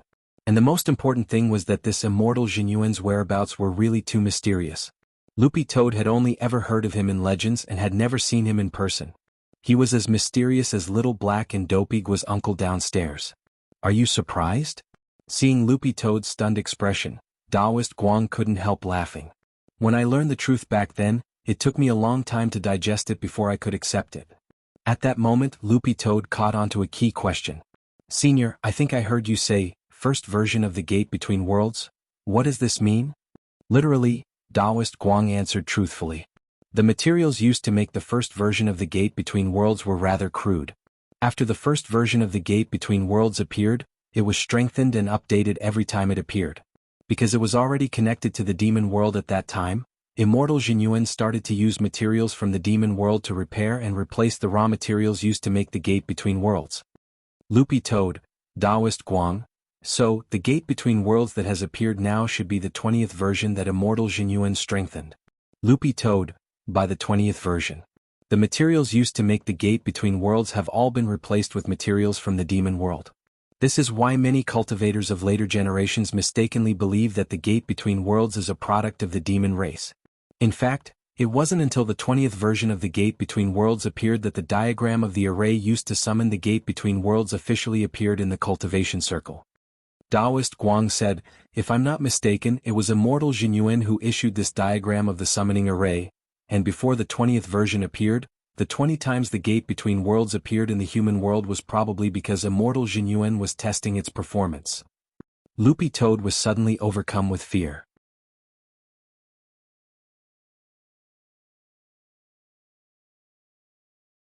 Chapter 395. Gazing at the jade scroll, Loopy Toad was extremely shaken. It actually had a lot of speculations about the blueprint itself, but it had never thought that it would actually be the blueprint for the first version of the gate between worlds.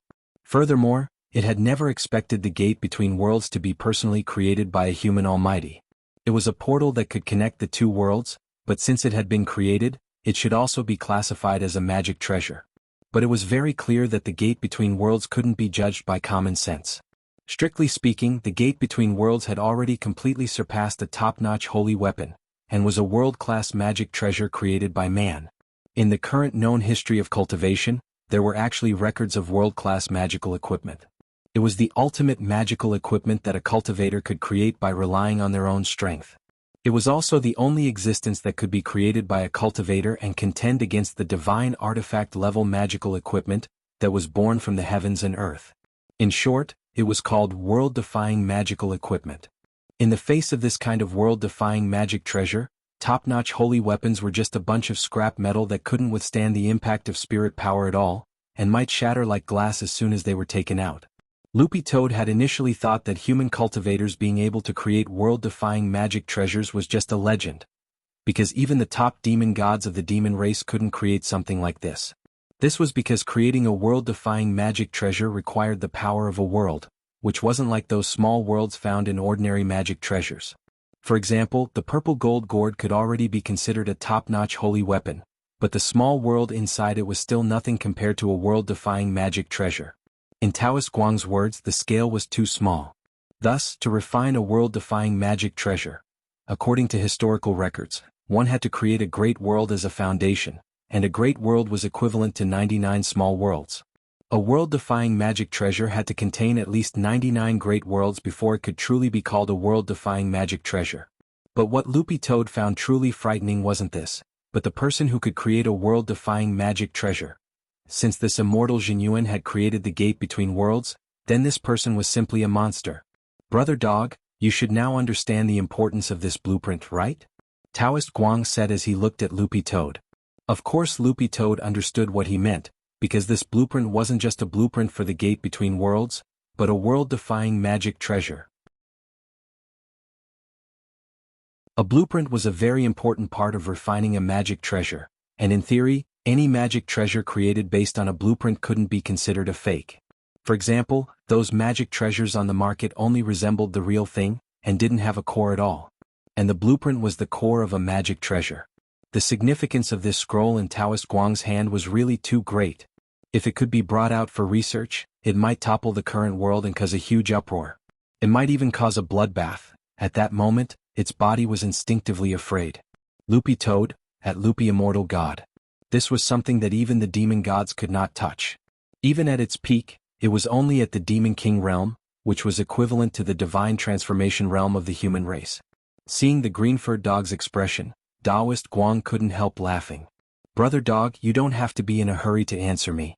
Go out and think about it. This isn't just a deal between you and me but also with that senior outside. Although Taoist Guang had a smile on his face, the seriousness in his words was genuine. Suddenly, Loopy Toad understood a little why Taoist Guang had said before that he would keep this thing by his side forever. This thing was indeed extraordinary. If news of it got out, it wouldn't be an exaggeration to start a national war. But for Taoist Guang at this point, none of this was important. To him, the most important thing was to be reborn and to be free. Taoist Guang sighed. I've already waited for so many years and I'm actually in no hurry at all. If I want to leave this space, I have to go through the samsara spirit tribulation. But unfortunately in the end I took an unorthodox path and made a mistake. Loopy Toad, Senior, what do you mean now? Taoist Guang, I have a feeling that the senior outside will definitely have a way. No matter what method he uses, as long as he's willing to help, I'm willing to tell him a big secret. Loopy Toad was curious. What is it about? Taoist Guang's expression turned serious. The Immortal's Treasure House. It's a great world that Immortal Zhenyuan opened up independently back then, and the wealth he left behind is sealed inside. I know where the entrance is. Loopy Toad was gobsmacked again. Could it be that Senior also found the blueprint in the Immortal's treasure house? No, Taoist Guang shook his head. I was fortunate enough to come into contact with Immortal Zhenyuan before. Although I didn't see his face, I should be able to confirm that it's him, Loopy Toad. The rumor is that Immortal Zhenyuan travels the world and his whereabouts are unknown. How did Senior confirm this? Taoist Guang said slowly, that day about 1,000 years ago, I went on a tour of Snow Village with a special discount group of Foundation establishment cultivators. I comprehended the Tao intent of nature. At that time I hadn't reached true immortal realm yet, and was in a hurry to break through. Furthermore, in order to follow the group, I made up my mind to seal my acupoints before I left, and fixed my realm at the Foundation establishment stage. Loopy Toad, Special Discount Group, Taoist Guang, food, lodging and a guide are included for 1 immortal gold bar. Loopy Toad, after we got on the bus, the guide gave each of us an immortal snow glutinous rice cake and said that it was a specialty of Snow Village. Loopy Toad, and then there was no then. The bus drove us to a public toilet in a snowy village and we all had diarrhea. Loopy Toad, do you know what's the scariest thing about this? Speaking up to this point, Taoist Guang still had a trace of lingering fear on his face. This old man actually didn't bring toilet paper. This immortal snow glutinous rice cake contains a powerful spirit herb that causes diarrhea. If I don't use the antidote. If you don't wipe it with toilet paper, it'll be unbearably itchy. Later, the tour guide threatened us. If we wanted toilet paper and the antidote, we had to pay 2,000 immortal gold bars each or he'd leave without us. This old man felt terrible at that time. Loopy Toad, so Senior, you gave in? How is that possible? Taoist Guang snorted. If I hadn't sealed my realm and could only display the strength of a Foundation establishment cultivator, I would have been able to kill that bunch of unscrupulous tour guides with a puff of my breath. Loopy Toad, what happened in the end? Taoist Guang, at that time I vowed to die rather than obey and the tour guide abandoned me. Fortunately, I had an antidote on me. Although it couldn't completely cure the illness, it at least slowed down the continuous diarrhea. But I still didn't have toilet paper. Loopy Toad, but at that moment there was a turn of events. In the toilet cubicle, an old brother handed me a roll of toilet paper. Loopy Toad, but what does this have to do with the blueprint of the gate between worlds? Taoist Guang, the jade scroll you're looking at now is that roll of toilet paper.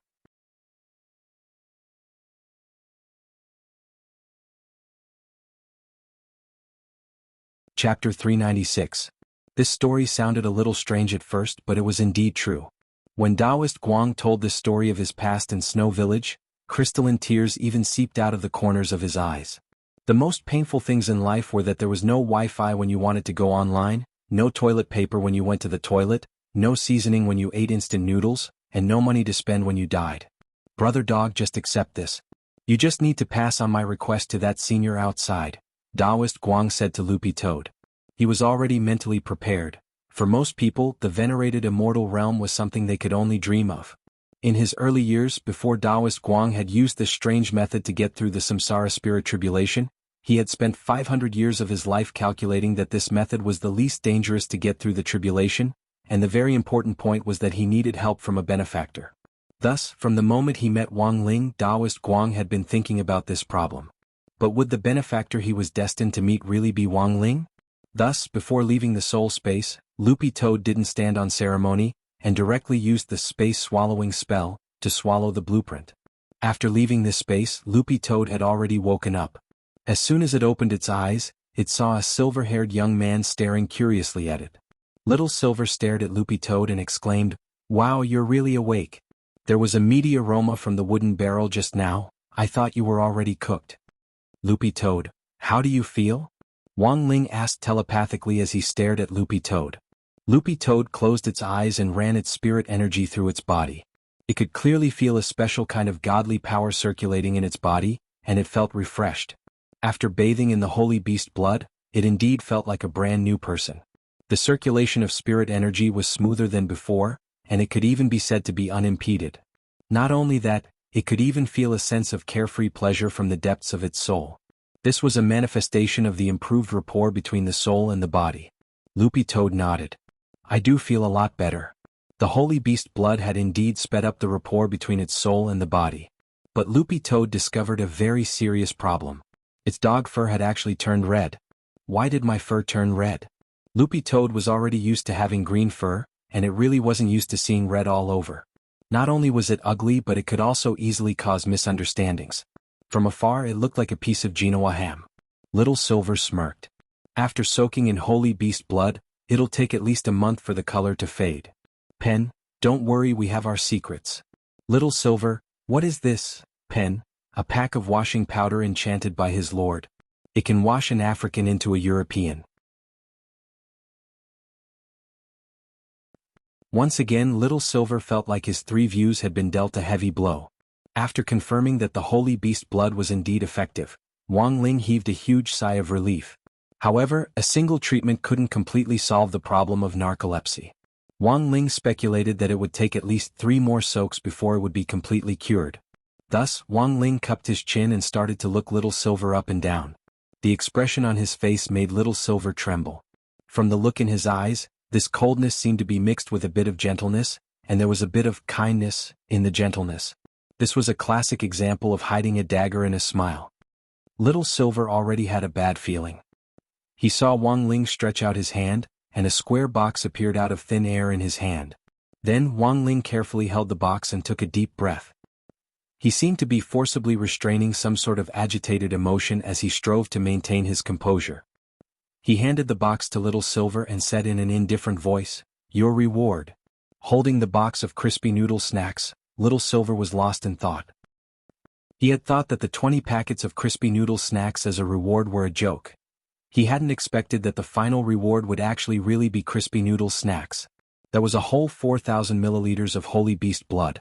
Little Silver felt his liver hurt, but very quickly realized that Wang Ling's liver hurt even more than his own. Who could tell him what the hell was with that reluctant expression on his face as he stared fixedly at the crispy noodle snacks? "Pen, this is the reward that his lord promised you, which has already been settled in advance. Mr. Silver, there should still be 6,000 milliliters of holy beast blood left. When will it be convenient for Mr. Silver to send it over next time?" Little Silver, this was really the first time that Little Silver had ever felt so miserable since he was born. Holding the box of crispy noodle snacks, Little Silver's face was full of grievance. Crispy noodle snacks. What on earth could these crispy noodle snacks do? Could they improve blood circulation and nourish skin like the youth-retaining pill? Could they clear meridians and cleanse veins like the marrow-cleansing pill?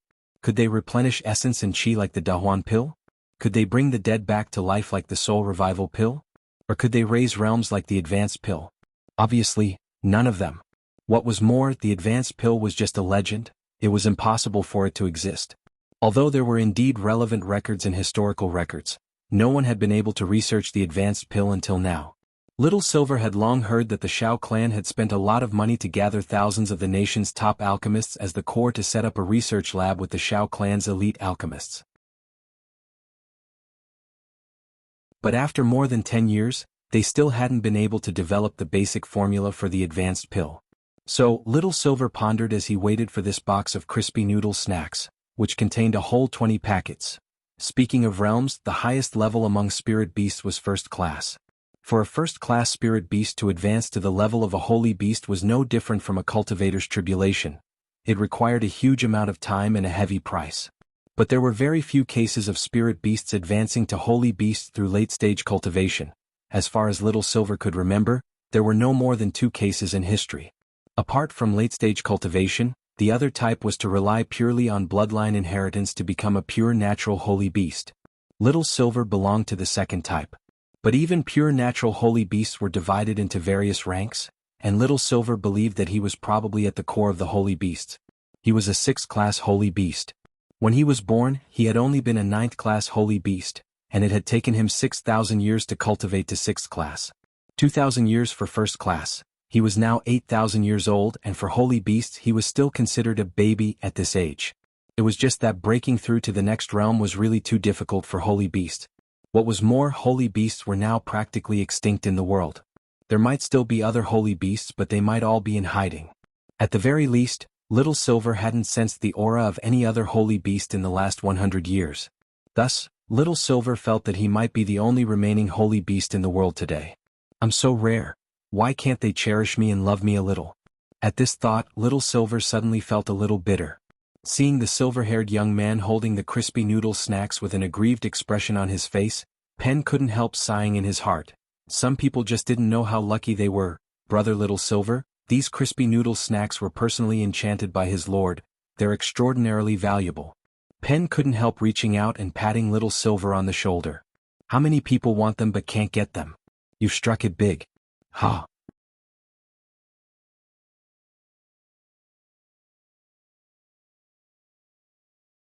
Chapter 397. That night, Little Silver left with this box of crispy noodle snacks, full of doubts. In theory, he didn't think a few packets of crispy noodle snacks would be of any use, but it was clear that the monster Penn's words before he left the villa had been a clear hint, which proved that these crispy noodle snacks were indeed valuable. But Little Silver could only wait until he got back to slowly study them. Although he was a holy beast, it wasn't like he had never heard of crispy noodle snacks before. For many people, this was an unforgettable childhood snack, but as they grew older, they wouldn't go out of their way to buy crispy noodle snacks to eat. A lot of people ate crispy noodle snacks when they were young to collect the water margin cards in the crispy noodle snacks, which could be exchanged for prizes. So why were card games so popular now?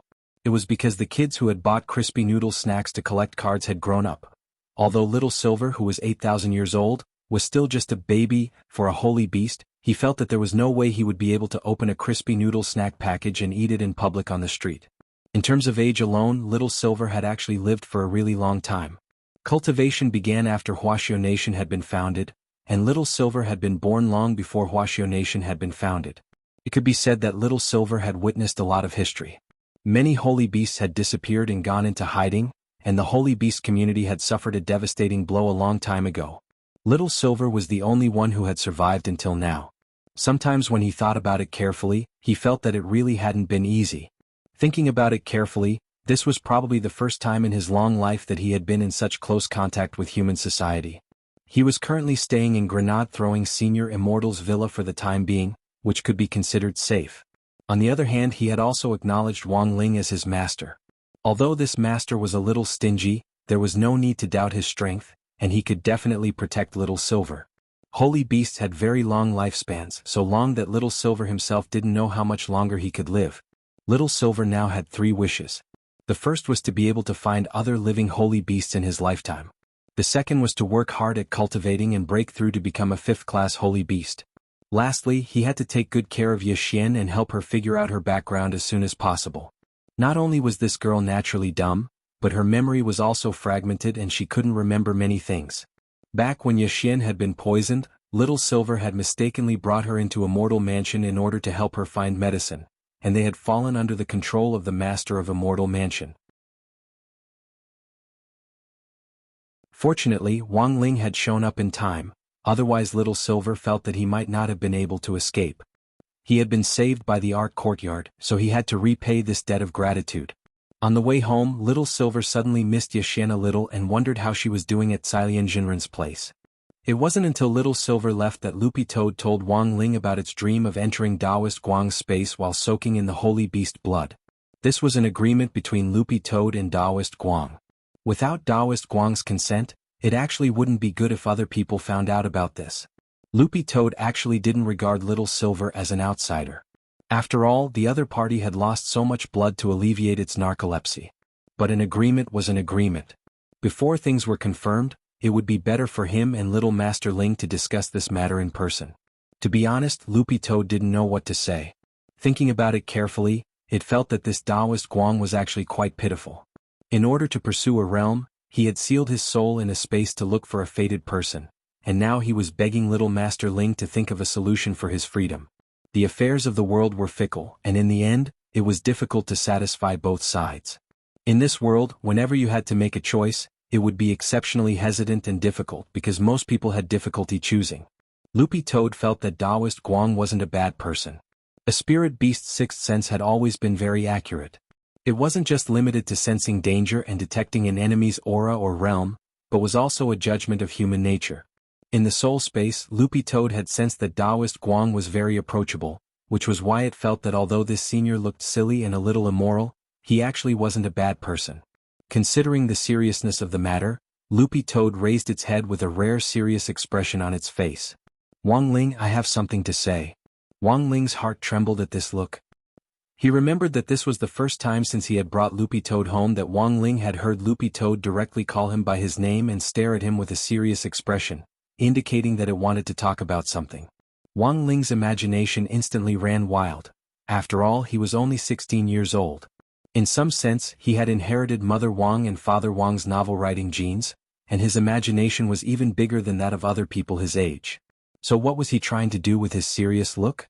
Furthermore, there seemed to be a hint of nervousness in its serious expression, as if it didn't know what to say. It was like a normally well-behaved child who never messed around casually suddenly coming home to say that he had a girlfriend, and furthermore that she was pregnant. Wait, pregnant? Wang Ling couldn't help hissing as he sucked in a cold breath of air and whispered telepathically, "What did you do to someone else's female dog?" Oh. Loopy Toad almost spat out a mouthful of blood when it heard this. How could it be so hardcore as to randomly look for a female dog? In any case, it had to wait until it could cultivate a human form to look for a big-breasted girl. And the worst thing was that Loopy Toad realized that Little Master Ling spoke telepathically. Not only did he speak telepathically, he even spoke very softly. How afraid was he of other people finding out about this? Loopy Toad thought that this was the legendary, "Don't wash your dirty linen in public." But from a certain point of view, Loopy Toad was actually pretty happy. At the very least, it proved that it had already integrated into this place in Little Master Ling's inner world, and truly regarded it as one of its own. Actually, after interacting with Wang Ling for so long, Loopy Toad had already figured out a lot about Ling Jinren's temper. He looked expressionless on the surface, but in fact, he still had the fiery spirit of a young man in his heart. Loopy Toad called this a paralyzed face but not a paralyzed heart. Although Wang Ling usually didn't like to talk much, Loopy Toad was well aware that Little Master Ling's mind was definitely very rich. It was a pity that Loopy Toad couldn't learn the mind-reading ability, otherwise it would definitely be very interesting. To put it bluntly, Little Master Ling's temperament was that he usually kept strangers at bay, was wary of outsiders, and only kept in touch with people he was familiar with. Loopy Toad suddenly thought of that astrology successor Song Kai whom it had met during the military training exercise for the 6 schools a while ago. Song Kai had done a lot of research on astrology. Loopy Toad hadn't really believed it at first, but now that it analyzed it from various angles, Little Master Ling indeed looked like a classic case of Capricorn facial paralysis.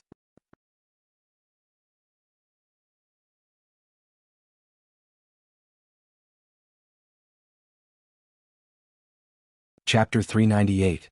The Taoist Guang incident was actually a little complicated to explain in words. There were too many secrets involved and it couldn't be explained in a few words. Furthermore, if Loopy Toad repeated its dream of entering Taoist Guang's space from beginning to end, it would actually be suspicious of exaggerating the number of words. So Loopy Toad simply jumped directly onto the table and wrapped its paws around Wang Ling's arm and placed it on its head to keep it relaxed. Loopy Toad knew that Wang Ling had the ability to search memories, but this ability also had its limits. For example, if the person involved directly recounted what they had experienced, it would definitely be clearer than if they had heard it from a grapevine. So Loopy Toad chose this simple and crude method, and directly copied and pasted this memory to Wang Ling. This kind of memory search, memory retrieval, and copying and pasting were actually all spells that were difficult for ordinary cultivators to learn, but that didn't mean Loopy Toad didn't know how to do it. In any case, Loopy Toad had been an awe-inspiring demon king before. Wang Ling watched Loopy Toad's series of actions expressionlessly from the side. It wasn't until Loopy Toad's memory was completely transmitted that his expression changed slightly. He hadn't expected so many things to have happened while Loopy Toad had been soaking in the bath just now. Because Taoist Guang had set him up without permission and forced his soul to form a contract with the space, Wang Ling had been unhappy and blacklisted the old man in a fit of rage. But Wang Ling hadn't expected this Taoist Guang to actually take advantage of this opportunity to find Loopy Toad through his soul contract with Wang Ling.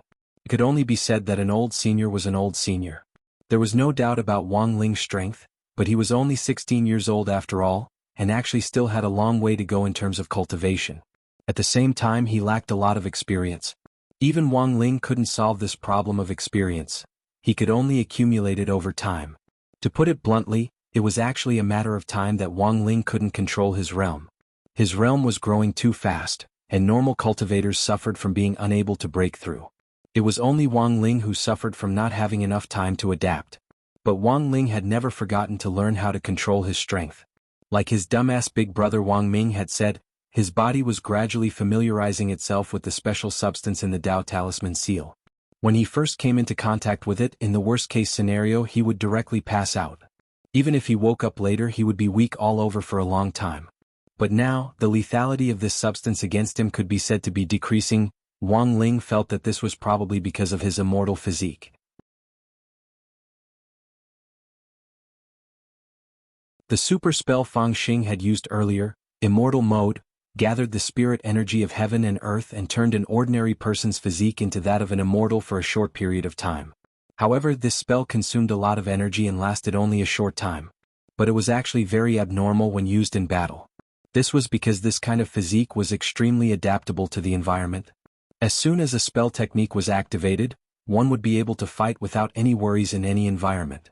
And the most amazing thing was that this was an orthodox spell that had been certified by the industry. After using it, there were no side effects. As long as one had enough spiritual energy, they could continue to use it at any time. The only drawback was that it was difficult to learn. So, from a certain point of view, Wang Ling's situation was even more abnormal. He was born with an immortal physique. As for why it couldn't resist the anti-Wang Ling substance that Wang Ming had discovered, Wang Ling's guess was that an immortal's constitution probably had a period of growth.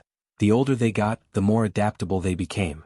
And it was very obvious that Wang Ling's immortal physique had probably already successfully broken through the kindergarten stage and was heading towards primary school. This was also why the substance's effect on him was becoming weaker and weaker. Wang Ling knew that this wasn't a long-term solution. He had to think of another way. He also didn't know how long the Tao Talisman seal would last. Looking at the current situation, it would be a miracle if he could survive until he graduated from high school. At that moment, Wang Ling understood what Senior Pang, whose Taoist name was Taoist Guang, had said to Loopy Toad in his soul space. What really interested Wang Ling wasn't the gate between worlds itself, but the Immortal's treasure house that Taoist Guang had mentioned. Legend had it that after Immortal Jinyuan had wandered the world, he had left behind a huge fortune inside, and was a one piece in the cultivation world. Back then, Immortal Jinyuan had made two bold proclamations that had spread far and wide in the cultivation world. First, whoever could gather this 7-star sword, purple gold gourd and golden canopy rope, would personally appear to accept him as a disciple and reveal clues about the Immortal's treasure house. Second, in addition to the first method of obtaining clues, if someone was fated to find the whereabouts of the Immortal's treasure house, they could also inherit its wealth. These two bold proclamations had actually been around for a very long time, and had been circulating since before Wang Ling had been born. They were flags from ancient times, but until now no one had been able to find them. Wang Ling felt that there might be something here that could help him. For the sake of the Immortal's treasure house, Wang Ling felt that he could have a good chat with this Taoist Guang. But given this Taoist Guang's identity as a wily old fox, Wang Ling felt that it was better to be cautious when dealing with this kind of person. So, Wang Ling immediately composed a text message and called out to another wily old fox in the cultivation circle who was brimming with a sense of justice. Not long after he sent the message, grenade-throwing Senior Immortal replied almost instantly, "Brother Ling, you actually have clues about the Immortal's treasure house?" On the other side, Grenade-throwing Senior Immortal was indescribably shaken when he received the message. If this kind of news got out, the whole cultivation circle would tremble. Sometimes, Grenade-throwing Senior Immortal also felt that this brother Ling of his was very mystical. Why was brother Ling always able to speak so casually about such a big matter?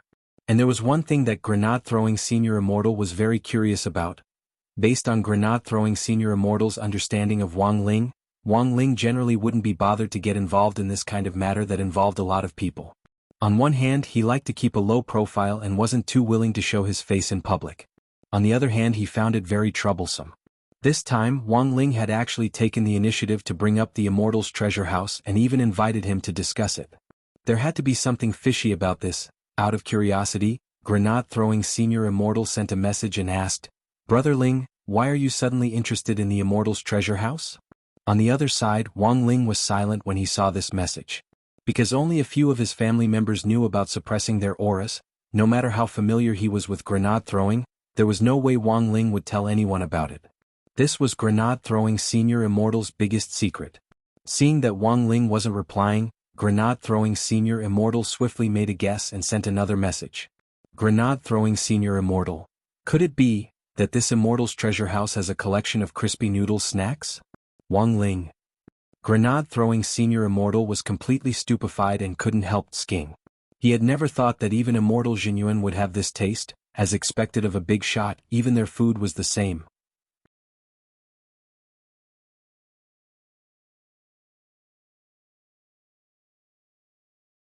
Chapter 399. A lot of things happened that night. On the other side, Little Silver's journey back to Grenade-throwing Senior Immortal's villa on his own wasn't very peaceful. He felt like someone was following him. A holy beast had all 6 senses, and was 100 times more sensitive to danger than a first-class spirit beast. This group of people following him didn't have good intentions, and they gave off an unpleasant aura. This was the evil aura of malicious people. After sensing that he was being followed, Little Silver quickly sped up and headed for a crowded area in an attempt to shake them off. Little Silver wasn't afraid of these people. What he was afraid of was his true identity being exposed. If people found out that he was an 8,000-year-old silver unicorn, even Little Silver himself couldn't imagine the consequences. So what Little Silver was really afraid of wasn't people, but people who knew his true identity and harbored evil intentions. Furthermore, this group of people was very patient and had been following him for a very long time. Little Silver thought about it carefully and realized that this group of people had been following him since he had taken the spirit bus to the subway. Little Silver didn't know which force they belonged to or what their objective was. Furthermore, the other party's target was very clear. In a crowded place like the subway station, they had been able to lock onto him with such precision. What should he do? Should he find a place with no one around and make his move? Little Silver was very conflicted. That was because after the Immortal Mansion incident, Wang Ling had made a pact with Little Silver before taking him out that Little Silver wasn't allowed to act on his own without permission. If anything was exposed, everything would be over. In this situation, it was better to ask for advice. Thinking this, Little Silver started to make a mad detour around the block to buy time to send a group message. Grenade-throwing Senior Immortal had only recently added him to the group, and he had only just learned how to type. When he was at home, Little Silver preferred to use the voice input function, which was more efficient. But now that he was in a noisy block, it was so noisy that he couldn't even hear clearly, let alone voice. Little Silver had tried it just now and realized that as soon as he spoke, his voice would turn into a string of electronic sounds, and he couldn't communicate at all. Thus he could only type now. The main point was that he had only learned it recently, so his typing speed was very slow. Furthermore, this keyboard was really too small, and Little Silver found it inconvenient to type. It was better to change to a giant screen and let him turn into his real body and step on it with his hooves. After walking around the block for more than 3 minutes, Little Silver finally managed to type with difficulty, "Someone's following me. What should I do?" Soon there was a series of replies in the group. Cyan Jinren shouted, "Beat him up." Lightning Dharmaraja, "Shock him." Buling Saber Immortal, "Kill him." Immortal Toya, "Poison him." Little Silver. There were actually only a few people who had been involved in the Immortal Mansion incident who knew who Little Silver really was. When Grenade-throwing Senior Immortal had added Little Silver to the group, he had told those who hadn't been involved in the Immortal Mansion incident that Little Silver was a distant relative of his, and had done a pretty good job of keeping it a secret. Although everyone in the group was grenade-throwing Senior Immortal's own people, the fewer people who knew that Little Silver was a holy beast, the better. Thus, no one in the group would publicly reveal Little Silver's identity and just treat him as a new brother. Under normal circumstances, newcomers who had just joined the group would usually be teased. Little Silver was anxious. He had spent 3 minutes typing 8 words, but this group of brothers and sisters didn't take it seriously at all. How should he deal with this situation? Continue to explain? It seemed that he didn't have much time left. The people behind him were watching him very closely, and if he repeatedly typed in circles around this block, they would definitely become suspicious. And if he sent a love package, the old friends in the group would even less take it seriously. Fang Xing was also in the group. He hadn't expected Little Silver to actually run into trouble at this time. Seniors, don't tease Little Silver. I lost a bet back then and promised Ling Jinren not to make a move at will. This was Fang Xing's reminder to the others who knew Little Silver's true identity, and at the same time, it was a unified statement to the outside world as he forcefully changed the agreement between Little Silver and Wang Ling into a bet. These lines had all been rehearsed before Little Silver had joined the group. Clearly, Fang Xing's reminder enlightened Cyan Jinren, Dharmaraja and the others. To be honest, if it wasn't for Fang Xing's reminder, they would have almost forgotten about this. As a holy beast, Little Silver couldn't make a move at will, and had to get permission. Now that he was being followed, it was indeed a tricky problem. In front of the screen, Little Silver was moved when he saw Fang Xing's reply. Favorable impression points of Fang Xing plus 10,086. Cyan Jinren, where is brother Little Silver now? Looking around, Little Silver found a street sign which read, Luoyan Road. Little Silver instantly despaired. MMP. What kind of F***King Road name was this? He typed slowly to begin with, and the most important thing was that he didn't recognize all of these words. At that moment, Fang Xing spoke in the group again. Brother Little Silver, you've just learned the chat software, so you're a little slow at typing. Brother Little Silver, open the multifunction box in the chat interface. There's a location tab on it, and you can send your location with one click. Let us know where you are first. Little Silver was so moved to tears when he read these words. Brother Fang Xing knows me best. Following Fang Xing's instructions, Little Silver quickly sent his coordinates, which just happened to show the street name in the group chat window. When they saw the street name, everyone in the group was enlightened. Cyan Jinren, oh, it's here. Lightning Dharmaraja, I know this place. It's a place that sells magic artifacts. It's very noisy, and when you talk around here, your voice becomes electronic. Immortal Toya, how do you pronounce these words? Cyan Jinren, I don't know. Lightning Dharmaraja, I don't know. Little Silver was stunned. A group of cultivators actually suffered at the same time because of their lack of culture. Fang Xing, it seems to be near my house. How about I go over and take a look? But right after Fang Xing said this, Grenade-throwing Senior Immortal suddenly went online. Grenade-throwing Senior Immortal, Brother Fang Xing, you don't have to go over. Brother Little Silver, don't worry, Ling Jinren has already agreed. Special situations require special responses. The people following you are from the Demon Hunters Association, and it's very likely that they're high-level elders on the run. Brother Little Silver, it's best if you lure them to a hidden place and get rid of them together without exposing your identity. Seeing this message, everyone in the group and Little Silver breathed sighs of relief. But Little Silver still found it very strange. Why were these people from the Demon Hunters Association targeting him? He and the Demon Hunters Association had absolutely nothing to do with each other. Even if this group of elders came for revenge, it was reasonable to say that they shouldn't be looking for him. But right now Little Silver couldn't care less. Since Wang Ling had already agreed to make a move, he naturally wouldn't be polite to this group of people behind him. He had been stifled to death these last few days. You're tuning in to the Dreamy Chapters YouTube channel. We're so grateful for your support, and don't forget to subscribe to join us on this incredible journey through captivating stories. Your generosity through donations truly makes a world of difference, as it's the primary source of revenue that allows me to expand and enhance this channel for you. Thank you from the bottom of my heart for being a part of this adventure.